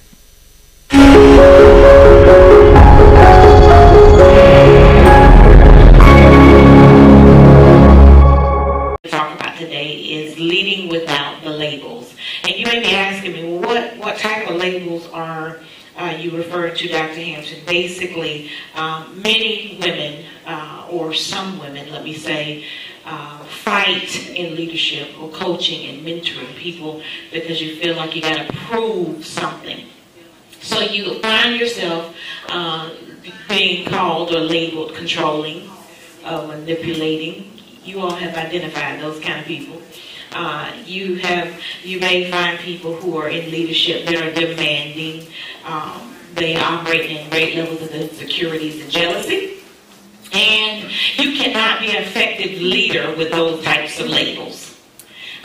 Because you cannot get people to follow you or do what the process of leadership is supposed to do if they think you are manipulating them, or they think you are jealous of them, or they think that you are insecure while you're leading them. Then you identify people who will not help you reach your full potential, but they'll begin to hold you back. And that's not what a leader does. And so if we just deal with this for a fact, we won't even say lead as a woman. We'll say be a leader and be a woman. Be a leader and be a woman. And so when we think about that, I thought about several components. There are some challenges that comes with leading as a woman. We won't even use that as a crutch, and we won't even spend a lot of time in talking about the challenges. Yes, equality, being found a professional or a leader with your counterparts. Age may be an issue, gender may be an issue, race may be, etc. So the list can go on and on and on. But if we continue to use those excuses, you never develop into a leader. And let me tell you this, leadership is something that has to be learned. Many times leaders are born. You just either have it in you or you do not. And that's the same thing, because I believe the greatest leaders are the best coaches and mentors. You don't want to follow anybody who haven't done it or can't inspire you to do it. Don't be, I tell people all the time, don't get people in your space who will just okay everything you do. You need to have people in your space who will push you to go past where you are now. They're not intimidated by you, they're not jealous by you, but they can see your full potential, and they'll say, you didn't do that right. You didn't say that right. You need to be better. You need to go further. And true leaders, I tell people, and I quote this all the time, and I hear people quoting too, a true leader always wants to see people do better. You want to see people grow. And so now, if you're going to get a mentoring, you're going to be mentoring and coaching, then first thing you're going to have to do, and I think this is something that you really should take note of, first thing you're going to have to do is change position. That means as a true leader, you put yourself in the back burner. Now you begin to see what you can do for others and how you can help develop them before you develop you. True leaders, and if you're going to really be effective in mentoring and coaching, you cannot go from the perspective of making money. If you start inspiring people and stretching their lives, then money will follow you. Because people will want to give into somebody that believes in them. People will want to seed into somebody or buy your products and buy your resources. For fact, they'll buy your time. They'll buy moments with you. They'll fly you across the country to spend time in your space because of what you're going to put on their life as a good leader. So I thought it would be robbery not to tell you what a leader really does. Now that we have covered the fact you need to lead without manipulation, you need to lead without being controlling, you need to lead outside of a place of insecurity and jealousy, you need to lead without being demanding, you need to do it gracefully, you need to do it confidently, but you don't do it out of a different space because you are a woman and you are a leader. Here is what a leader is. A leader is a person or persons who establish clear vision. They have the ability to get others to follow, and they provide relevant knowledge, information, or method to get to a certain space. In other words, a leader will provide a roadmap on how to get from point A to point B. So you don't tell people to go from A to B. You have to give them the specific steps that it will take to get from point A and point B. A leader will help other people reach their maximum potential, their full goal. A true leader's job is to help and inspire and develop others. Again, sometimes people say leadership can't be taught. I don't know that leadership can be taught. I believe people either have leadership in them or they don't. But I believe this, leadership definitely can be learned. And how do you learn it? You find somebody that inspires you, that have done it before, that can pour into you without taking from you. Now here it is, here's the catch. A leader wants to give, but you should come to the leader with the mindset of what can I bring to give, not what can I receive. So your mentees should come in your space trying to see what they can give to you as a mentor or a coach because of what you're going to be giving to them. What does that show? It shows seed time and harvest. That's what it shows. And so now you get into a space where nobody's lacking because the relationship is balanced. So you're not coming with the mindset that I'm just going to take something from them. Everybody should be giving. Everybody should be getting a harvest from what they're seeding into each other's life. Does that make sense? And so as a leader, you must basically be ready to learn because a leader has to deal with conflict. A leader has to not only deal with conflict with themselves, but with all their stakeholders. And so now you have the responsibility of tons of people. And so things people tell you should remain confidential. You should be non-biased as a leader. You should not operate out of your emotions. And that's why we dealt with not being controlling and demanding and insecure, because now if you are not developed and you have not matured as a leader, and when you're coaching you can harm people more than you can help them by taking those vulnerable areas and using it against them instead of calling them to come out of those spaces. You have a very privilege, it's a privilege to be able to coach people out of dark spaces back into the light. It's powerful to see people. And I say this all the time. And this is something I thought was so powerful till I copywritten it. And here's what I said. And Dr. Jackson said something powerful about assets and liabilities. And I believe that. I've talked about that many years. But here's what I say. And this is going to be important to you as a leader and as a woman. There are mainly two rims you're going to deal with people from as you're coaching and mentoring them. You ready to know what they are? You're going to deal with them from possibility and to ability, or potential and ability. Possibility or potential. Potential is it could happen, but people will determine whether it happens or not. You as the coach and the leader will not determine whether it happened or not. Your job is to give them the roadmap for it to happen. But then when you lead or mentor people with ability, those people automatically will take what you give them and they can produce it if they're in the desert.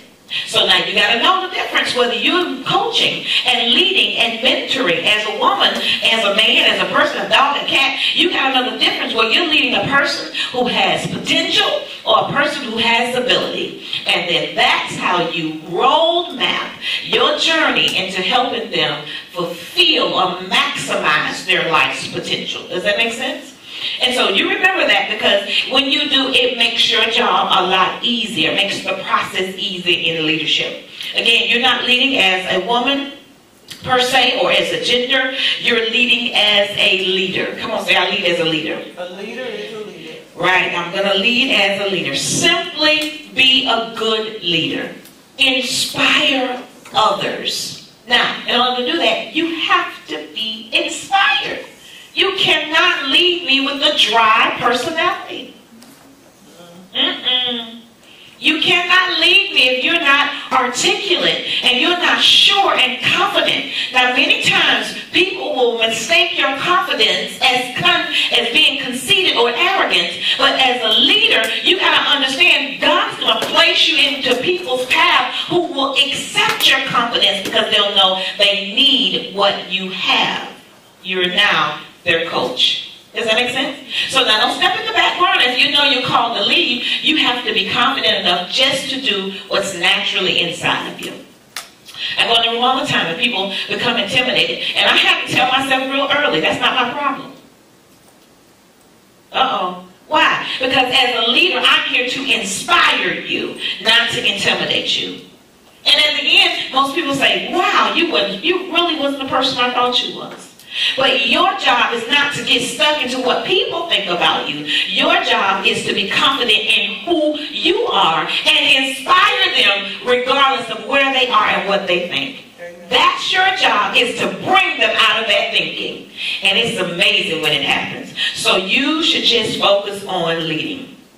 Put others first. In fact, John Quincy Adams says it best. He said, inspire others to dream more, learn more, do more, and become more. So as a coach, a leader, not just a woman, I'm talking about a woman, and women, you do it gracefully, you do it elegantly, you be confident in who you are, you do it in the method that you've been ordained to do it. It's something authentic and unique about you. But as a leader, a coach, a mentor, your ultimate responsibility is to inspire people to dream more, learn more, do more, and become more. For a fact, when you are really a good leader, you want people to be better than you. When you are really a good leader, you want them to go further than you. When you are really a good leader, you want them to see more than you. A good leader don't want to hold you back or lock you into certain levels. A good leader wants you to go further than where you are.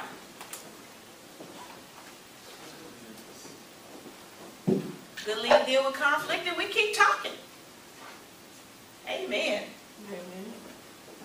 So it's what you're going to do when you are called to lead. So there are several things you're going to have to do. You're going to have to strike the right balance. And I know that I have more time, but I really wanted to make sure that I get some real important things in. You're going to have to strike the right balance in your personal life. Now, talk about what you're going to do for others, but you cannot do that for others until you have worked out yourself. You cannot coach others if you have your own insecurities or your own demons that are alive and well in you, because you are going to reproduce yourself. You're going to have a room full of monsters, people who will fight you, people who will never agree with you. If you are insecure, you're going to attract people who are insecure as well. If you have low self-esteem, you will attract people who have low self-esteem. Now, let me say this. You can have had, past tense, low self-esteem, but you have to have a way of processing yourself out. And then you would have had to identify the roadmap that it took you to get out, so you can teach others how to get out of insecurities. a good coach is when you can show others how you walked out of that journey. Don't just tell people.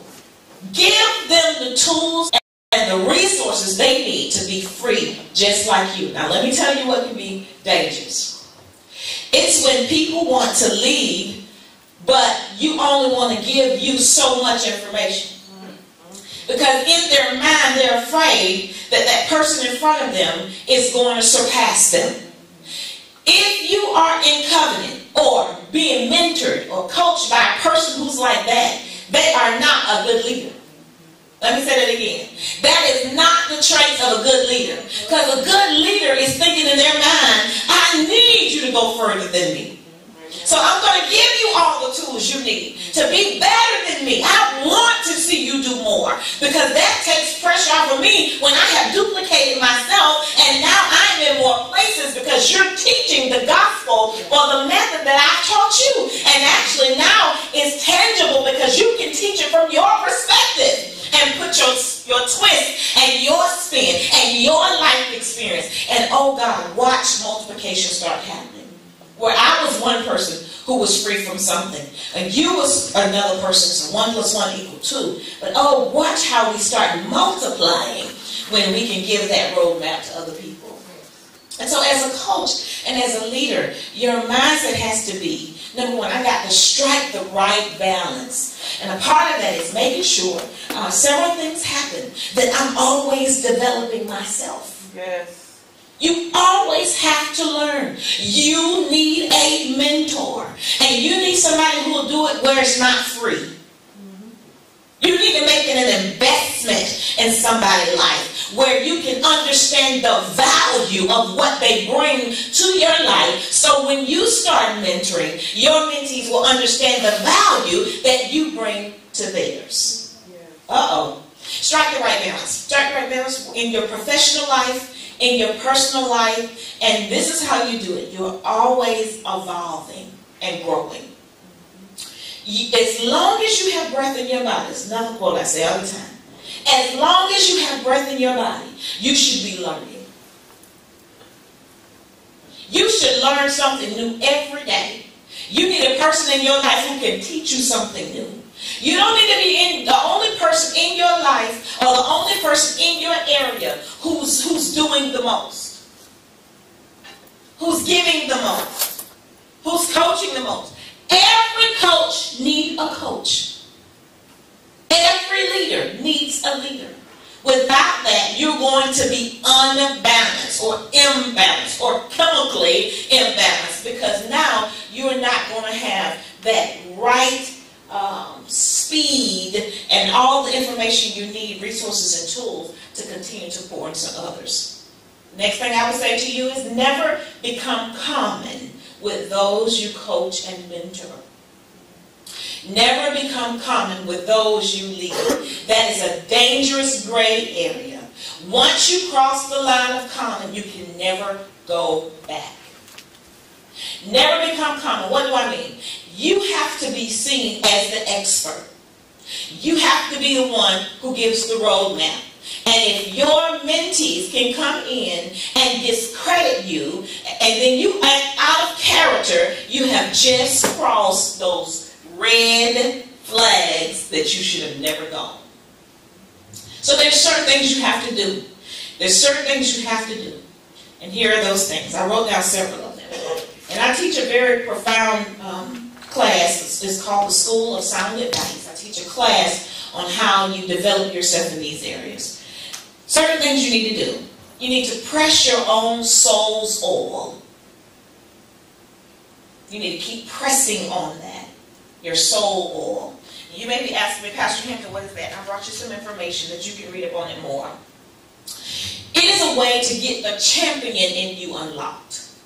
People don't want to go through the pressing process, but if you're going to make sure you can lead from a perspective that you understand you're here to inspire people and never cross the common line, your soul's oil must continually be pressed. That's the only way to tap into your true essence, your divine nature. So now the shame, the rejection, the bitterness that the enemy will try to bring on your life, or condemnation, cannot be there because you have tapped into the true you. Press your soul oil. Another thing it does when you press your soul oil, and I teach this profoundly in this class, is it shows you how all the negative things that happens in your life really are not negative. So everything you thought hurt you, everything you thought was bad for you, how it really is not bad. But that comes out of pressing your soul oil. It's the essence of who you are. The next thing you need to do, number 2, is you got to find and tap into your true passion. And I talk about that in a way or formula of getting past cheap thrills. Moments of satisfaction. Making quick decisions. And so you got to teach people how to do this. But if you don't ever get this part in your life right, you can't teach anybody anything. Making quick decisions, which ends up being costly mistakes. You got to move your life past cheap thrills. So now you got to get to your true passion. Only way you can do that, you got to do number 1. You got to press the soul oil. Then you can identify the true essence. And the third thing I would say you do is the process. And I have developed 5 imperative steps that you must follow to have what we call conscious living. You need to be aware of what you're doing. If you're going to teach others and be a good leader, you got to know, I know what I said. I know exactly what I'm doing. You may not know the end result because some things we don't know. God won't show us. But you know that you've been called to do this and you are in the right time, the right moment. There's no uh-ohs in your life. You got to get to a place of conscious living. And so there's 3 profound components that you must have if you're going to develop into a great leader, a great coach, a great mentor. So part of that is developing you. Developing you develops others. And so we talk about having knowledge and temperance and patience into those 3 components. So those are things that you're going to need to be a great coach. Now I know, kind of veered from woman leadership, because I'm a people's teacher, so it's hard for me to stick with just women. But I'm saying to you, the 3 things again. You want those 3 things again? Okay. The 3 things you want from the beginning where we talked about the soul search. Okay. All right, here we go. Y'all all right? All right, I'm going to say it again.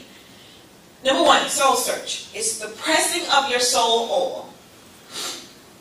It unlocks the champion in you. I'm going to read it off the paper. It helps you understand the only part of you that's capable of being in union with your divine nature or your true self. Right? Number 2, your true passion. And I would also tie this to temperance, where you have your personality down so you can really learn you. Your true passion is removing cheap thrills. It shows you how to avoid temporary excitement that will never have any real satisfaction, and it will stop you from falling into the trap where you end up making costly mistakes. Right? Number 3 is the last one. It's called the process. This is 5 imperative. Now, I didn't give you the 5. That's what you're waiting on. What's the 5? No, not today. 5 imperative steps that you must do every day to have conscious living. Conscious living. In other words, it will help you experience the greatest levels of personal development. And then you will become proficient in telling yourself, explaining to yourself, taking out of your head and putting it into operation of what you know for sure. And then you'll also be able to share that information with others. And that's it. The professional way. Does that help? So those are things you have to do for personal development while you're leading others. You always have to grow. You need a mentor. Well, Pastor Hampton, nobody won't listen to me. Well, first of all, that's your mindset.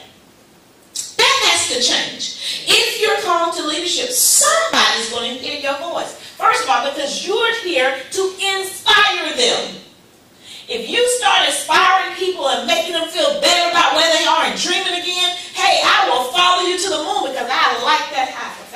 I was talking to my love before I came. He was asking me about all this other stuff that I was doing today. And he said, tell me the details. He always does that. He's just nosy. He said, tell me the details. So I was telling him the details. He said, hey, what you're saying to me did this. And this is funny. Now, I'm not a weed smoker, and hopefully you all aren't either. And maybe this part won't go on the camera where people just say, yeah, I want that experience and go start smoking weed. We hope not. But here's what he said. He said, you don't know nothing about this, but when I used to smoke weed, he said, what you're saying is, the feeling that you're saying and what you're teaching is, we were in the car and the windows was up, we were smoking weed, and we was telling each other, I'm better. And then you would be mad if somebody let the window down because now you're going to lose your high because they wanted to keep the car fogged up with that smoke in there so they could keep their high. They were in a place that they wanted to remain. What am I saying to you? When you get to the point that you're coaching other people, that high that you give them, they want to be where you are. You become that car with those windows up. That they just want to be where you are so they can keep what you're giving them. Somebody will listen when you inspire them. But to inspire others, you must be inspired. It has to ooze off of you. You have to learn new behaviors. I can't teach it if you won't learn it. Does that make sense? Just like the word. If you don't learn it, study to show yourself approved, it cannot become a part of you. You may be able to quote it, but it will not be a part of your lifestyle. And nobody else will get the benefits of it because you can't inspire them to do it.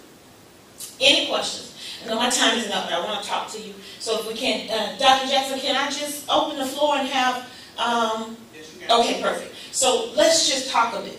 And one of the things I wrote down several things in my little book here. This is kind of how I start.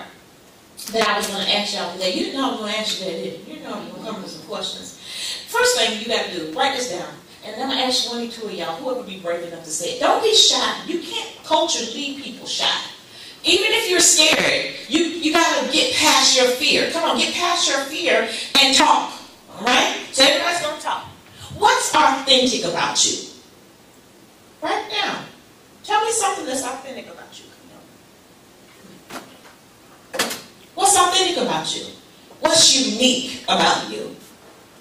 What has been an experience that you have? Just pull it down here. An experience that you have or have had, where you can create a roadmap. You've come out of it. You're better. You're not what you used to be. You continue to grow. You're better. And you can teach others. You can give them a plan to get their lives into a different place. Believe me when I tell you, every person in here got something in their hand they can show others how to do. Believe me. Hear me. Thing I haven't seen, because I'm a creative thinker. I believe people are brilliant, innovative, and creative. I just believe it. I believe that you can take a leaf and figure out, find a way to work a leaf. I mean, you can talk about a leaf the way people have never seen it. They'll be ooh and ah the whole time. For fact, I haven't seen this yet. Nobody in prison who has ever gone to prison has wrote a manual on how to survive prison. But for as many people who's in jail, listen, for as many people who have gone to jail, for as many families who's dealing with somebody in jail, look like somebody would be coaching and mentoring. Okay, I'm just trying to tell you, everybody got something they can mentor and coach and train and lead somebody on. Amen. You can think of something that you've done that you can proficiently get a roadmap to of how you came out and share that roadmap to inspire others to come out. Does that make sense? What's authentic about you? What's your name? Elda? Elda, spell it. E-L-D-A. Oh, Elda. Okay, I got you. I want to say elder, so I'm glad you helped me. Tell me what's authentic about you. What can you make it again? What's authentic? What's unique about you? What's unique about me? I just want to be me. You want to be you. Who are you? I think I'm Elda. Who is Elda? Elda is someone who really cares for others. You're compassionate. All right, and who else? And loving. You're loving, and what else? And want to help. You have a need, a drive to serve people. You are a servant. You have a servant nature. Now, how many times have you asked yourself who you are? Do you know who you are? See, why did it take me 20 minutes to figure that out? You know what? And those things about you, you need to find the roadmap, because there's other people who are compassionate, Elder. There's other people who want to serve. And so if you have mastered that, and not even mastered it to completion, but if you got some tools, then the lights on them now for me, where I can inspire others to take this compassion and not hide their compassion or not be used with their compassion, but become beneficial with that compassion. And I can inspire others what to do with their compassion. Then you can identify yourself as a great leader. So you need to know yourself and start developing your compassion, developing your servant nature, until you hone in, or, basically target in on what you were born to do. True passion. Who are you, sir? John. John? Tell me about John. Well, just an everyday guy. There's nothing about you every day. There's nothing. Take that out. Come on, say there's nothing about me every day. Say it, everybody. There's nothing about me. You are not an everyday guy. Just throw that out. Come on. You are a leader, so there's something authentic and unique about you. Now, who are you again? I'm a guy who loves life, loves everybody, and I have a drive and determination to make it in this world. First of all, I love, number one, I love life. Now listen, John, if you could get a roadmap and teach people how to love life, you'll be rich tomorrow. You understand? If you could bottle that up, how did you come to love life? What is it about life that you love? And can you articulate that where you inspire others to love life as much as you do? I'm giving you some free information. Y'all should be paying me for this. People go pay for that. That's how you meet people. Amen? You got it? Who are you, sir? Derek. Derek? Tell me who Derek is. Derek, I look back and find out who is Derek? Come on, Derek. Don't look at nobody. Oh, I thought she said something. Oh. Similar to what he said, love life, but love to have fun, enjoy life, man. You like to have fun? Oh, yeah. What kind of fun you like to have? Whatever make people laugh. So you're the comedian. You just try to keep the party live. But why do you do that, Derek? Laughter is the best medicine. Listen, if you can take that, do you know that the pharmaceutical industry is a multi-billion-dollar industry? If you can get people off of pharmaceutical pills onto laughter, if you can take that and bottle that up, like why can't you write me a happy book? There's a song now, happy. In fact, people singing it in the church. Bless their heart, I don't know where they go. Whatever works. But if you can take and make me a happy book where I can read it every day. Say, for instance, you can have a page that says, when you're having a depressed day, or when you leave home and your family is broken, or whatever the deal is, and I can read that page in that book and it just makes me smile. Or watch this video, when you're mad, and when people are mad, they just bust out laughing. If you can take that happiness and coach others on how to just be happy, do you know that you would be rich? Listen, and I'm not even dealing with the money. First of all, you're going to inspire others to live in a place out of darkness. And in the world right now it's dark. And people aren't happy. I'm telling you, you got a niche. I'm telling you, if you can get people back, and it don't take a whole bunch of people. If you get a group of people back into a place of happiness and loving life and being compassionate and serving, think about the things you just said here. People need what you know. They need what you got. You ain't have to go find a product, but you got to be developed so you can do that. Because right now you're saying, I don't even know how to do that, Pastor Hampton. I don't even know where to start. I hear you, but I don't even know what to do. That's why you need a coach. That's why you need a leader. Does that make sense? I'll do it for you. I sure do it for you. I'll do it for tons of them. I promise you'll be ready to jump off the mountaintop when I'm done with you. I don't talk the world. That's right. Exactly. I'll sure do it. I'll be happy to do it. Tell me who you are, pretty lady. My name is Tanya. Tanya, who is Tanya? Tanya is a person that loves God. Okay. I love people. Okay. I also love to serve. I'm also a woman, a mother who has blended family. Okay. So my home is like a home where everybody comes. Okay. To You're safe haven. Yes. Okay. So I would say that's who I am. I love it. And I'm telling you, there's so many things. First of all, the blended family piece. How many families are blended today? And then, how many of them blend to be a safe haven? You know how much conflict there is in blended families. And how much better the world would be if you can teach people how to blend family peacefully. Give them his little book or his video to be happy. Give them his message on how to love life. And then Jesus says you show them compassion. And so now life happened, things happen, it didn't work, move on, get over it. And you can show life goes on because people are condemned when, they're divorced or, they have to break something. And people are ridiculed. But if you can coach them on how to get past those dark places and know you can provide a safe haven and life can be wonderful, beautiful, blissful. Do you know that's a need? That's a niche. You don't have to look for nothing to do. You already have it. Are y'all getting my point? Do you understand what I'm telling you? But you must create a roadmap. We can talk about it today. And I'm just giving you the idea. So if you take what I tell you and start developing it, but it's not going to happen overnight. Because you're going to need a coach. That's why you're here with Dr. Jackson. You're going to need a mentor.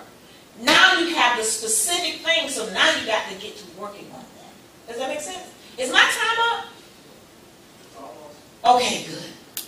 All right. So I hope that I have helped you clear some space in your head.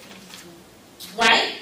Yes. And I have made some things, I'm giving you some ideas on areas that you can. How y'all doing? I'm Pastor Ardell Jones. For those that don't know me, I'm excited about being here today. I'm with you to talk about purpose and destiny. I actually love this topic, and I've been last few weeks. I've been asking Bishop, what do you want me to teach on? What are we going to talk about? What are we going to do this? Do you have a book you want to cover? And he keeps saying, no, man, just do it. You got it. You got it. I'm like, okay. So we're going to come jump right in here. I think I have an hour. Is that right? All right. We may use the whole time. I don't know. Sometimes I go over. Sometimes I go short. A little background on myself. I've been pastoring now for about, been pastoring now for about 10 years. I've been a senior pastor now for about 4 years. I pastored with my father in the city for a number of years. I pastored Life at the River, International Ministries, up and coming multicultural church on the, what side of town we on now? East side. It's the east side, ain't it? They call it Arlington, but it's the east side. It's East Arlington. It's East Arlington. And that's funny because I came from east side. I came from straight east side and just crossed the bridge, but it's still east side. You know, we're trying to make it sound, but it's not passing Arlington. No, it's east side still. It's east side. And I'm excited to be here. We're going to jump right into this. We're going to talk about purpose. Say purpose. Purpose. And he knows he gave me the headphones because I'm kind of, I go crazy about to stay in one place. So I'm going to move around a little bit. But I was trying to stay within the camera frame. So I try my best to do that. That's right. I want to get a statement. I want to deal a lot today with what Dr. Miles Monroe dealt with on purpose in his few books he wrote on purpose of the power of purpose and the purpose of a man, purpose of a woman, purpose of marriage, purpose of singles. He has a lot of books on purpose. I want to deal with something today. I maybe jump a little bit to Rick Warren with Purpose Driven Life. I remember a few years ago when God was putting the weight on me to kind of branch out and to start a church. I started reading a book. I became friends with this pastor by the name of Pastor Ron Silver. He pastors church at the Springs, California, not that far from here. And I had a great opportunity to meet him. I was in Austin, Texas, at a purpose-driven conference in Austin. I was going to meet him, and he wrote a book. He's a Rick Warren disciple. Rick Warren is actually his pastor, and he has also a book called "Starting the Church on Purpose." And it kind of took the personal aspect of the Purpose of the Life book by Rick Warren and laid it in the track of starting the church the same way. That everything you do in life has to be done with a purpose in mind. And I fell in love with it because I was born and raised on Starks Church of God in Christ. We know it was just Jesus. It was Jesus. That's all it was. Jesus did everything. You handle everything by prayer. You don't necessarily have to plan, just pray. You don't necessarily have to have a business plan, as Bishop Calloway said. Just pray about it. God will make everything all right. Yeah, and the truth of the matter is that worked for them, but it will not work today. It won't work today. You need a little bit more. Until purpose is discovered, existence has no meaning. For purpose is the source of fulfillment. And until purpose is discovered, existence has no meaning. For purpose is the source of fulfillment. I'll ask you a question today. Why are you here? I'm going to walk so bad. I'm going to behave. Why are you here? Why? You said for what? You have a purpose. You have a purpose. What's your purpose? Why? Why were you born? Why are you here? What is your purpose for anything? Everything in life has a purpose. Everyone on this planet was born with and for a purpose. It is this purpose that is the only source of your meaning. Your purpose is the only source of your meaning, of your existence or your meaning. Now, in your life, you're going to do a whole lot of things. Okay? But until you tap into the purpose of your life, your purpose has no meaning. That's kind of deep. It doesn't matter what you do in life. It means nothing if you're not doing what you're designed to do. It means nothing. Without purpose, life is an experiment or a haphazard journey that results in frustration, disappointment, and failure. When you don't walk in your purpose, you're always frustrated. You're always disappointed. It seems like you're always failing. Why? Because you're doing everything but what you were designed to do. Without purpose, life is subjective, or it is a trial and error game that is ruled by environmental influences and the circumstances of the moment. When you don't know what your purpose is, you'll go for anything. When you don't know what your purpose is, any Tom, Dick, Harry come along and sound good, you're right behind them. That's why you have so many church hops. You ever know what a church hop is? And I don't deal with a whole lot of church, but I'm a pastor, so I have to deal with some church. Yeah, church hoppers, because church hoppers don't know who they are, so therefore they chase it behind whatever sounds good to them at the moment, because it makes them feel good about themselves. So therefore they do that because they don't know who they really are. They don't know what their actual purpose is. Without purpose, life is subjective, or is a trial and error game that is ruled by environmental influences and the circumstances of the moment. When you don't know who you are, because everyone else is going out spending $250 on a pair of Jordans, you'll do it too. But when you know who you are, and what you've been by called and ordained by God to do, that purpose of your life, you can go to what's some shoes pay that you said? The Pro Wings. You can put Pro Wings on and be all right. I never forget this. I never forget the first time I played organized basketball. I was in 6th grade. I was in 6th grade, played basketball my whole school life, and I was 6th grade. First time I actually played. I've been playing for the church for years. First organized game. My mother went out and brought me some Pro Wings. Some brand new high top Pro Wings. They was shiny, they was white, they was clean. No Nikes, no Reeboks, they were Pro Wings. Okay? Now, I put those Pro Wings on because I knew I was a baller. So it didn't matter what shoes I had on. When I stepped on the court, I was a ball. Now it bothered my brother because my brother was a pimp. And he had a reputation to uphold. And I couldn't be his little, it didn't matter how good I was, I couldn't be his little brother out on the basketball court, and he come see me with his friends, I get on Pro Wings. So my brother, he had just got his first job at Sears and Roebuck. Y'all remember that? He used to be on Emerson. He had first got his first job. That was before you too young for that. You talking about now, what that is? So it was Sears and Roebuck. It was a warehouse. That his first job. He used one of his checks and brought me some Nikes. See, but what he didn't understand was that the shoes didn't make who I was. It didn't matter what shoes I put on. When I put the ball, I got the ball in my hand, I meant to do what it do.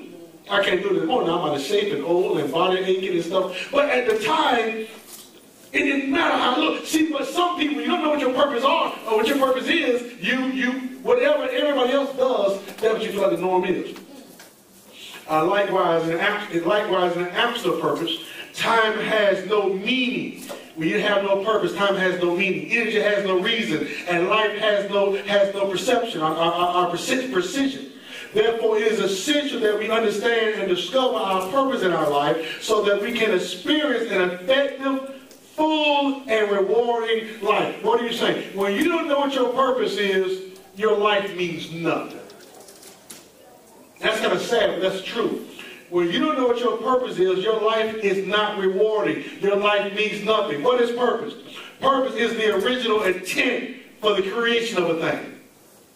Purpose is the original reason for the existence of a thing. Purpose is the end for which means exist. Purpose is the cause for the creation of a thing. Purpose is the desired result that initiates the production. Purpose is the need that makes a manufacturer produce a specific product. Purpose is the designation that prompts the journey. Purpose is the expectation of the source. Purpose is the objective for the subject. Purpose is the aspiration for the inspiration, and the object of one's will or resolves to have. Purpose, therefore, is the original intent in the mind of the Creator that motivated him to create a particular item. I'm going to say it again.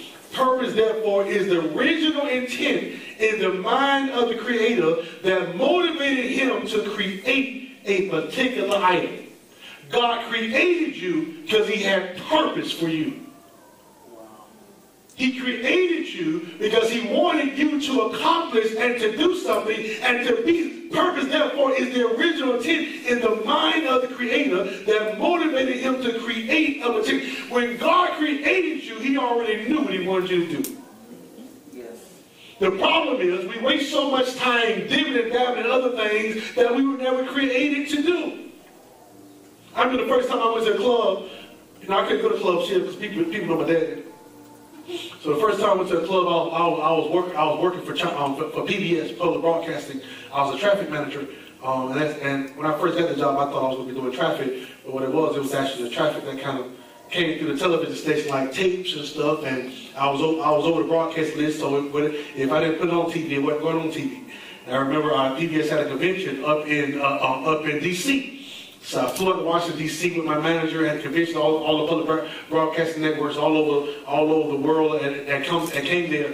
And it was some people that I communicated with in the city when I needed tapes. Like let's say, give me something, Charlie Rose had to play at 11 o'clock on Tuesday, and it's Thursday. I don't have Charlie Rose, that number. I would call Washington State, say, hey, you have Charlie Rose. Well, send it to me. And my best ones were public broadcasting on WFSU in Tallahassee and WUFT in Gainesville because Greyhound went in between. So if I need to take that night, hey, throw that thing on Greyhound, let me go pick it up. I did that. So I'm up in Washington, D.C. at a conference, and they're getting together at night. I'm a church boy. I've been in church my whole life. I've been preaching since I was 16 years old. I didn't even say the whole time, but I've been preaching the whole time. Yeah, you'll get that next week. I'm up here, and they're like, we going out. I'm like, we going out where? They're like, the girl, so she said, there's a Jamaican club that I go to. She was from the area, and she said, well, we're going to drive over to Maryland to go to this club. I'm like, okay, let's go. Now, she knew me because we had talked back and forth. She worked for Tallahassee, I worked for Jacksonville, and we were going to take it. And I told her, I said, hey, I can't dance. And she's like, you can't dance. She has this story, you can't dance. I said, no, I can't. She said, don't worry about it. I'm going to hook you up when we get to the club. We get to the club, we walk inside. She pulled us inside. She said, listen, the whole night, you stay right here. She said, don't you go to the left, don't you go to the right, you stay right here. She said, all night long, you just pop your fingers, move your shoulders, and people never know. I did that, and I thought I got away with it until later on, when we got back to our perspective. John, I started sending all these emails, saying, man, what was you doing? And like you was so out of place. Like he wasn't supposed to be there. Why? Because that wasn't my purpose. When I was trying to be something I really wasn't. You understand? And that messes us up. Purpose, therefore, is the original intent in the mind of the Creator that motivated him to create a particular item. It is the why that explains the reason for existence. Your purpose is why you exist. So, truthfully enough, when you're not walking or fulfilling your purpose, you really could die. When you're not walking what God ordained you to be, life means nothing and life is nothing. Every product is a child of purpose. In other words, before any product is made, there is a purpose established in the mind of the manufacturer that gives conception to the idea that becomes the substance for the design and the production of the product. Thus purpose precedes production. What does that mean? That means God said, I need a young lady who's going to do so mighty things in their, what's your name? Elder. So God said, I'm going to create Elder because I need Elder to do this. God did not create Elder and then say, Elder, I want you to do this. No, God had a need. Oh, you missed that. God had a need for something. So therefore, he created you to fulfill that need. He created you for that purpose. Listen, people generally fall into one of three groups. The few who make things happen, the many who watch things happen, and the overwhelming majority who have no notion of what happens. First group are the few people that make things happen, the many who watch things happen, and the overwhelming majority who have no notion of what's even going on. What group will you fall in? Will you fall in the group that is a go-getter or a maker or a purpose-driven person, or will you just hang on to whatever's going on? Look at everybody else do good and prosper, but you sit back doing nothing. Or will you be that crazy one, which is majority of society, that you just get up in the morning and just do your normal routine every day. And this, you good with it. But every night you feel miserable. You're crying because nothing is ever completed. I like this quote. I want to read this quote to you. It says, every person is either a creator of fact or a creature of circumstances. Every person is either a creator of fact or a creature of circumstances. He either puts color into his environment or, like a chameleon, takes color from his environment. In your life, you have to choose what type of person you're going to be. You know, we're all African American here. You know, some people are going to be Caucasian. It's cool, but this is just an African American thing here. You know, they say African Americans just like the cockroach. You ever heard that before? Black people just like the cockroach. It don't matter what happened. We always go be around. We always go keep coming. I have an issue with that. Now, even though to a certain extent it is a true statement, I have an issue with it because now scientists have proven that the cockroach was around before the Ice Age. So the cockroach actually survived the Ice Age. But guess what? In the Ice Age, the cockroach was still up under people's feet getting stepped on. Yeah, you'll catch that next week. So even though the cockroach has survived the times, the cockroach has not made his position any better. So yeah, he's been around a long time, but he's still getting squished under people's feet. So yeah, I don't want to be a cockroach because even though I've survived times, survival should teach me something. Survival should give me a mindset to be better, to be greater. But that's where my destiny and my purpose comes in fact. When I don't know what my purpose is, I'm cool with just surviving. When I know what my purpose is, I'm cool. Oh, child, I made it. I ain't gonna get through. You made it. Yeah, we all made it. I don't want to just make it. I want to be something great. I want to be what God has ordained and called me to be. 1 Peter 4:10 says this, as each one has received a special gift. Say special gift. as each one has received a special gift, employ it in the serving of one another as good stewards of the manifold grace of God. He says each one has received what? A special gift. It means everyone in this room has received something special from God. That special gift is your purpose. That special gift is that thing that He's put inside of you to make your life great. He says everyone receives one. So therefore, he says, employ it in the serving of one another as good stewards of the manifold grace of God. Can I tell you, when you do not walk in the purpose that God has ordained for your life, you are walking contrary to the will of God. He says, I've designed you to do this. I've set your life up to do this. When you don't do that, you're walking against me. When you fight against the purpose that I have for your life, you're actually in sin. Why? Well, Pastor, how can you say that? Anything that is contrary to God is sin. And God created you to have purpose in life. Can I teach you something? The Bible does not say, now I'm an advocate of education. I love education. But the Bible does not say that a man's education makes room for him. But it says his gifts does. Education is not the key to success. It doesn't guarantee anything. It is your gift that is the key to your success. That's Proverbs 18:16. A man's gift makes room for him and brings him before great men. God has placed something inside of you that will make you great. God has placed something inside of you that will make you strong. I love education. You need to learn. You need to get an education. But education with your gift will give you great things. Education without your gift will give you nothing.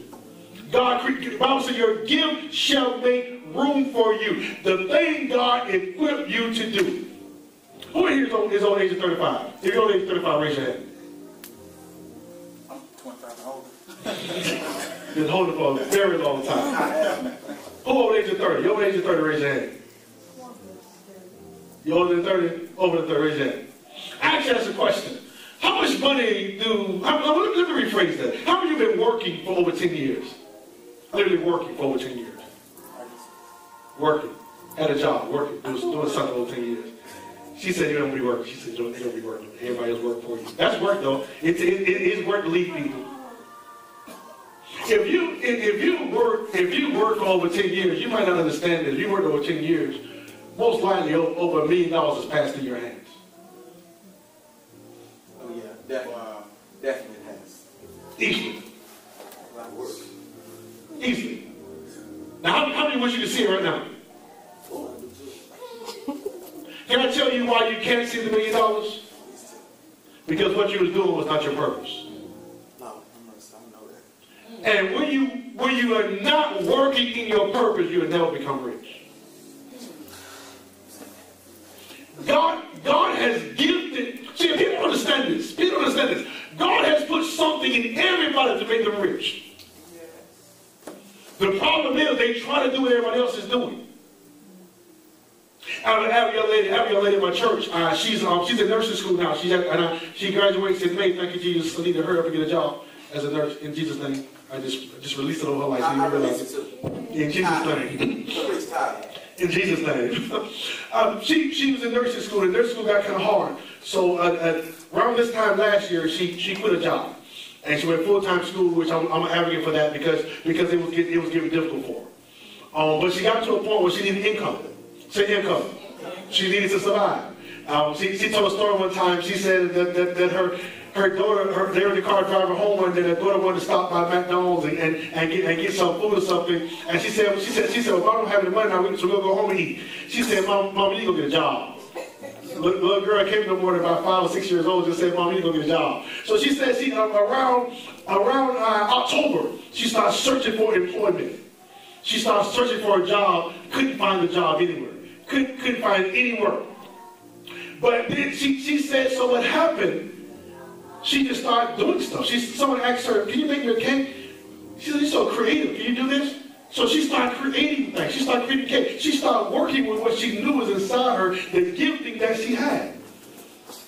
And the more she did it, the better at it she got.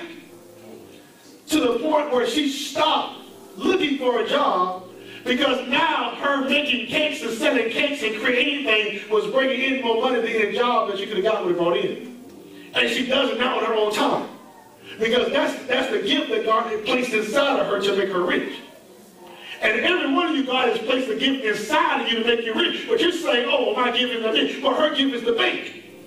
Well, you might say, well, she cooked a cake. That ain't nothing big. You must don't understand the price of cakes these days. Now she's doing wedding cakes and she's charging people $600 to $700 per cake to make these cakes.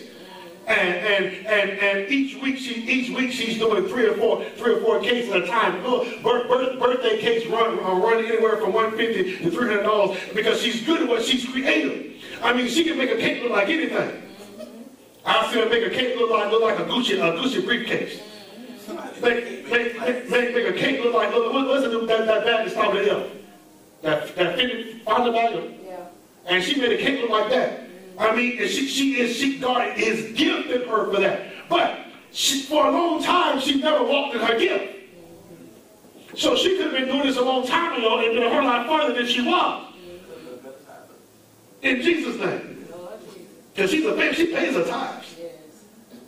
See, but maybe she had the mindset, well, that's just making cakes.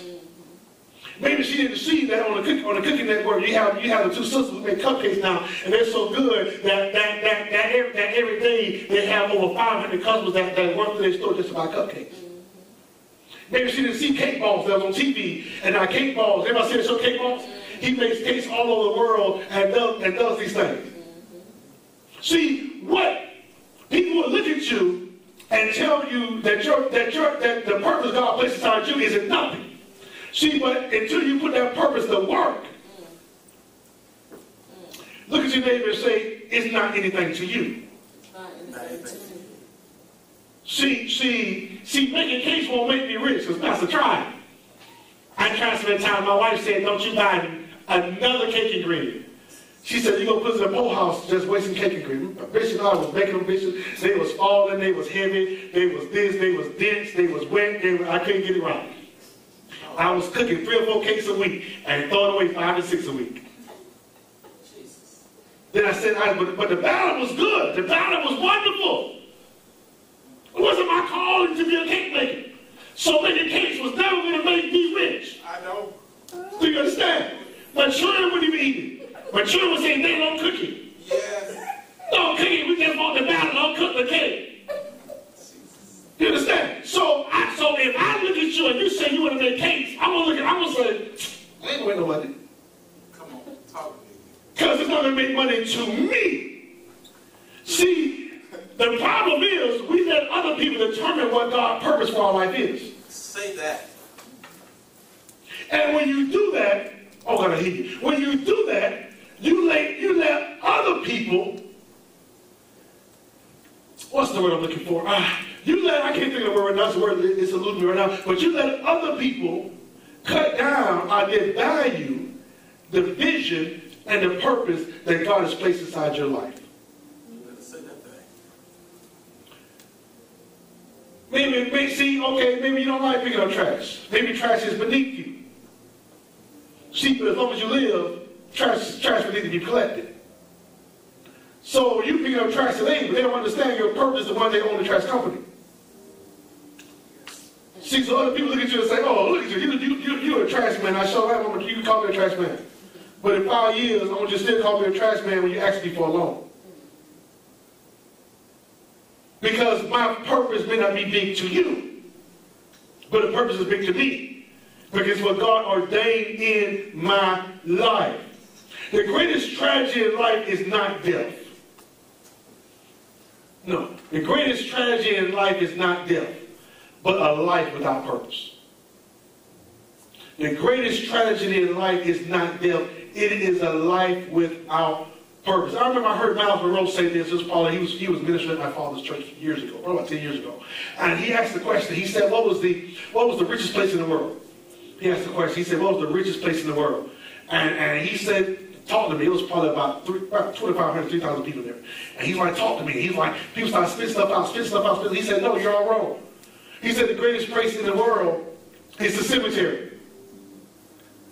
And I'm looking at him. I'm like, the cemetery. I'm the cemetery, the richest place in the world. He said the cemetery is the richest place in the world. He said because the cemetery has so much untapped potential.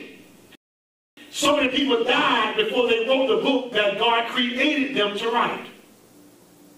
So many people died before they invented the invention that God created them. Remember in the beginning, when we first started, the first thing we said was, the Creator already has in mind the purpose that He wants you to do before He even what? Creates you.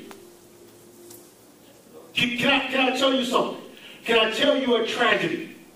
A tragedy in life is that God would never make you do what He ordained and called you to do.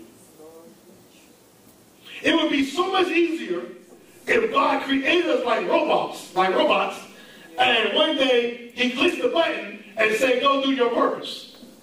And then we go do our purpose, and we all become free, all become rich. Remember, I was in school, doing a paper on the University of Florida, great school in America. Go Gators, they're winning right now. Florida State talking all that noise about football, but we never won in basketball. It's cool, because we winning everything. That's not what I'm talking about, though. I'm preaching against miracles at my church. Actually, yeah. And I'm glad you said this. I guarantee I'm going to make it tie in. I'm preaching against miracles. Because you only need miracles when you don't live a principle-based life. Yes, sir. If you walk in a life of principles, you don't only got to miracles. Yeah, absolutely. See, you cut my call. You want to cut my call. Because I was talking about Florida. You cut my call. We're going to go to the chorus? Yeah. Mic check. Testing one. Mic check. Check one. Check when I'm on here. Testing 1, 2. Mm-hmm. Give it some. I cut it off.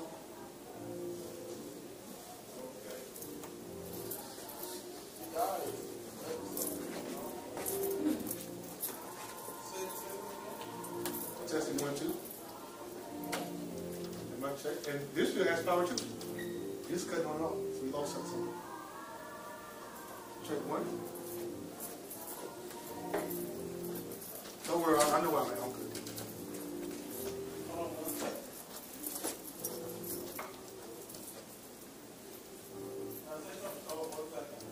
Mic check 1.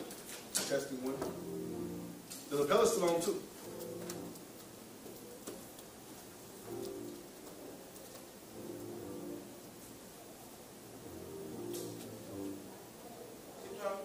Mic check 1. Testing 1, 2, 3. Testing 1, 2. Mic check 1, 2. Testing 1, 2, 3.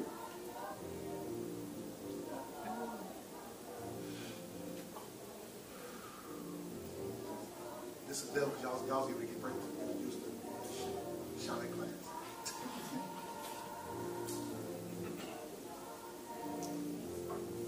Testing 1, 2, 3.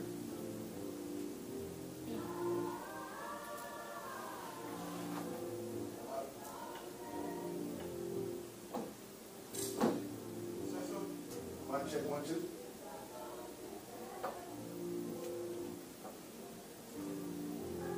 Testing 1, 2, 3.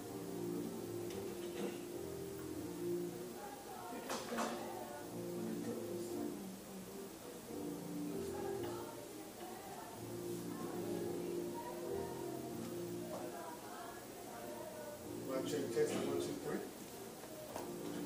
This is where we lost power. Testing 1, 2.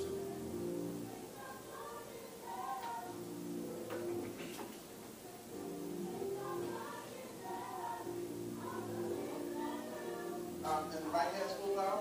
Both mics, the lapel mic is only flashing green, so it's on. And the cordless mic, I'll pass power down to. That's the cordless. Can we try the lapel again? It's on. Okay. Mic testing 1, 2. Mic check 1, 2, 3. Testing 1, 2. Testing 1, 2, 3. Don't worry about it. I use the cordless.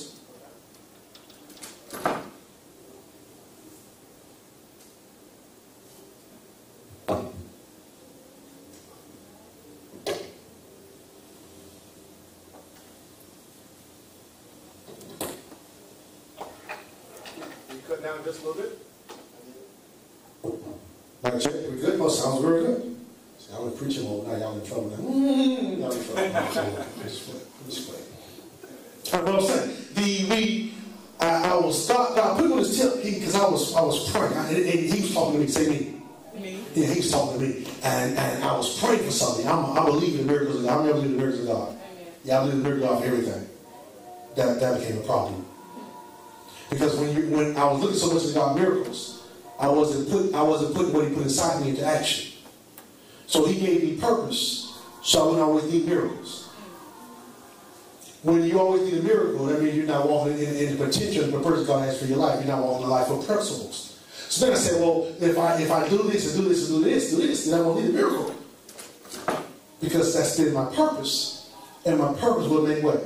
Room for me. My purpose will bless me. Where was I? Let's go back in this. Let's jump back in this. So the greatest tragedy in life is not death, but a life without purpose. When purpose is not known, abuse is inevitable.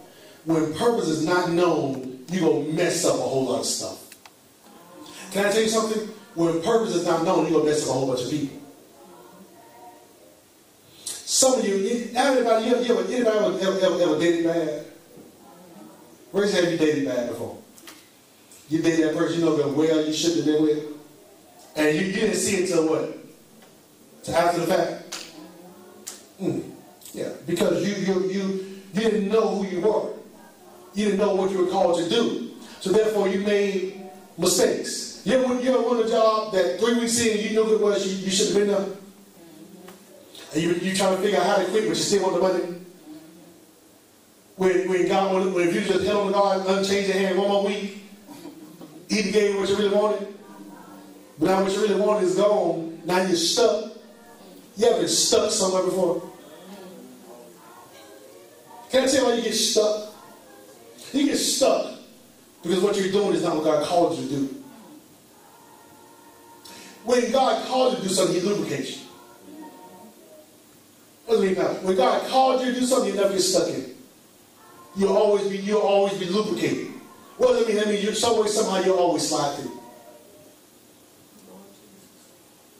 You'll be down, and somehow He'll always work it out. You understand how you're going to do this, how you do this, somehow He always work it out. Because He lubricated you out, because that was the purpose that He designed for your life. One of the greatest tragedies in life is to watch potential die untapped. One of the greatest tragedies, I remember, I played, as I said, going back to myself, I played basketball and football. Football was my love. Basketball was my love. Football was just something I played. I'm 6'3". Now, when I was in high school, I weighed about 245 pounds. I weigh it now, but it's more stomach now. Back then it was a little more, not much. But I wouldn't exercise. I wouldn't lift weights. Count of the day. More exercise, more lift weights. But Coach looked at me, and my brother, my oldest brother, he's 6 years older than me. He's about 6 feet. Weighs, if he's 6 feet, he might be that tall. Weighs 180 pounds, soaking. I mean, he is tonight. He is small. He is small. When he played football, he went all out. He wanted to be the best of it. He just didn't have the size for it.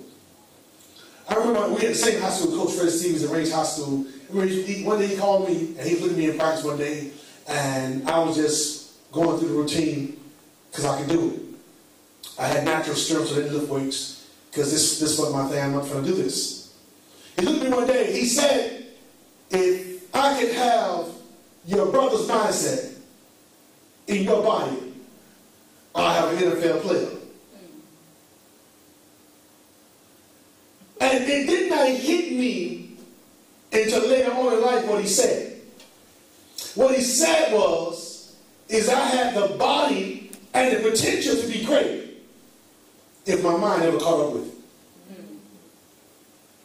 And some of you have the potential to be great, but your mind won't catch up. Your mind is too far behind. You're dumb. I'm sorry. I was talking to myself first, remember? Yeah. Bishop Terrence Calloway. I'm here to lecture today. Leadership 201. I'm talking from expanded but not abandoned. Talk about expanded but not abandoned. Many times in business, ministry, which is a business, cultures, we all simply face situations that will cause us to rethink, recalculate, recalibrate certain instances and places in our lives. And sometimes we feel as though if things don't work as well as we thought they should have, then things have been aborted in our lives, that we moved at the wrong time, or we moved in the wrong place, or had I painted this color, or drove this type of car, or bought this type of van, and been more marketable, my business would have been more successful, or my ministry would have been more successful. However, there's a changing, transcending culture that's happening every 36 months in our Western society. Things are changing now every 3 years, with major corporations, even state offices, and even your local civic and civil offices in whatever city you may reside in. And we have to understand one thing too, that everything that you build has a purpose, whether it's unsuccessful or successful. There was a need for you. If it wasn't for anyone else, if it doesn't have to involve anyone else, there was a need for you to build that. Because every success and every unsuccess is still a success. Purpose brings us to unsuccessful moments, but within the parameters of the unsuccessful moment, you can realize that you were able to do things under duress, you were able to do things with limitations, you were able to do things with lack of resources. So can you imagine when you walk in your correct season, what you will be able to do with more than enough, and when you were working with not enough? So it's simple. The concept is simple. I use myself. I built 3 ministries in my tenure as a pastor, now bishop. Built 3 ministries. All of them were successful ministries. The Lord has always blessed me to build large-sized ministries.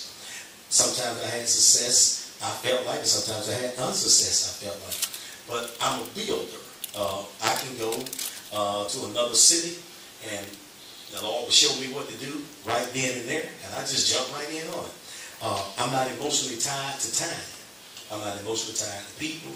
I'm not emotionally tied to a place. And if you're going to be successful in anything, you cannot be emotionally tied to anything if you're going to be successful. I want you to understand that. And so, from a leadership standpoint of view, sometimes we continue to work with things and try to make things resurrect that are just totally dead. I'm not trying to be too churchy with this, however, you must understand, no man was resurrected but Jesus. Lazarus was not resurrected. The Lord restored life unto him, but he came back in the same body and he died 14 years later. Resurrection, you never die again. So sometimes we're trying to resurrect something that is supposed to remain dead. I'm a firm believer that when God abandons a place, we all abandon the place. It's just real simple. And you know, I'm not talking about a church building, I'm talking about even in our personal lives. When God abandons something, Jesus did that. Took the man outside of Bethphage, and he took him out of the city, and he said, I can't bless you in this city because I cursed this city. And if I bless you in this city, then I'm going against my word. And so that's against my attribute. So if I do this, then I cease to be who I am because I violated my own attribute. So he takes the man out of the city, he blesses the man, and then told him don't go back in that city. And sometimes we're trying to take our blessed self back into a cursed place. All trouble is not of Satan. And that's just our cop-out as a believer. The devil is doing this. His demons, his imps, his whips, and our haters. I'm so tired of hearing people talk about their haters. You really don't have any if you're not producing anything. So in the process of time, what has to happen is, number one, you must understand that it is not always Satan that is attacking you. God sends trouble to reposition you. And I'm going to tell you something. He has to position you for your reposition. And then you have to take on a new posture for that new position. I'll teach you this. If you find in the book of Acts, you'll notice that the apostles were in Jerusalem. And Jerusalem was the capital. I was raised up in a movement. They claimed they were Holy Ghost headquarters. And when I became an adult, I realized nobody has a monopoly of the Holy Ghost where they can give it out themselves. And give him out themselves. But however, the apostles were so caught and stuck, they memorialized a movement that happened on the day of Pentecost. After so many thousand were saved, they became stuck. They became polarized. And they stayed and they started having council meetings and talking about who were apostles and who were not. And that was real good. But however, they got stuck. They got stuck in a process. And so this is what the Lord did. The Lord moved on the spirit of Saul, which is now the Apostle Paul. And the Bible says Saul began to wreak havoc on the church. And that's the first time you find the word havoc in the New Testament. He began to wreak havoc on the church. So what happens now? It caused them to come out of their familiar comfort zone and come out of their boardroom meeting. And the next thing we read about, Philip went down to Samaria. And the next thing you know, when Philip went to Samaria, the witch got saved. The warlock got saved. And he began to break the spells and the plots of the enemy. And the warlock himself got saved because God stirred up the spirit of Saul to start trouble. Never said Satan. Believe it or not, Saul was a messenger of God, even in unrighteousness. You understand what I'm saying? He was a messenger of God, even in his unrighteousness, because it goes back to Jeremiah. He says, I knew you before you were in your mother's womb. And you know, the deal with that perspective, you have to understand that before we came into the time, earth realm, we were 100% spirit. Whether we were saved or unsaved, we were still 100% spirit. There was a yes in Saul in eternity. He was sinless, he was nameless, he was claimless in eternity. There was a yes in his spirit. So that's why the Bible teaches like our lives are like a motion picture. It's like a movie. The scripture said when we were in the motions of sin. Have you ever noticed that when you go to the movie, it's called a motion picture? And when you study that in its original context, you'll find out that it's something that has already happened. And so Paul was a messenger of God even as Saul. And so what God will do, he will use trouble to reposition you where you need to be. Because most of us are emotionally tied to things. We don't want people to know that we're going through this. We don't want people to know we're going through that. I don't want people to think that I'm just nobody no more because I don't have this. And God is saying that I have to detach, or I want you to actually delete that file off your computer. Because you are not the same man you used to be or the same woman you used to be when you go here. Sometimes we try to take the spirits of yesterday into our today, and it's not going to be effective for tomorrow. God wants to reposition you and put you in a new arena, a new place of peace. And you don't have to make a name for yourself. And you don't have to feel sorry. See, a lot of people like to throw in their resume, well, you know, I work for so-and-so. I work for major billion corporations, $2 billion corporations, but I don't need to try to impress anyone because I'm at my low state. Because I want somebody to think that I'm okay, that I'm someone. And so, well, I don't think anybody can fail in its totality in doing anything. I think sometimes we fail to realize that sometimes the Lord knows how to bring closure for us. Because he'll shut doors that we can't open.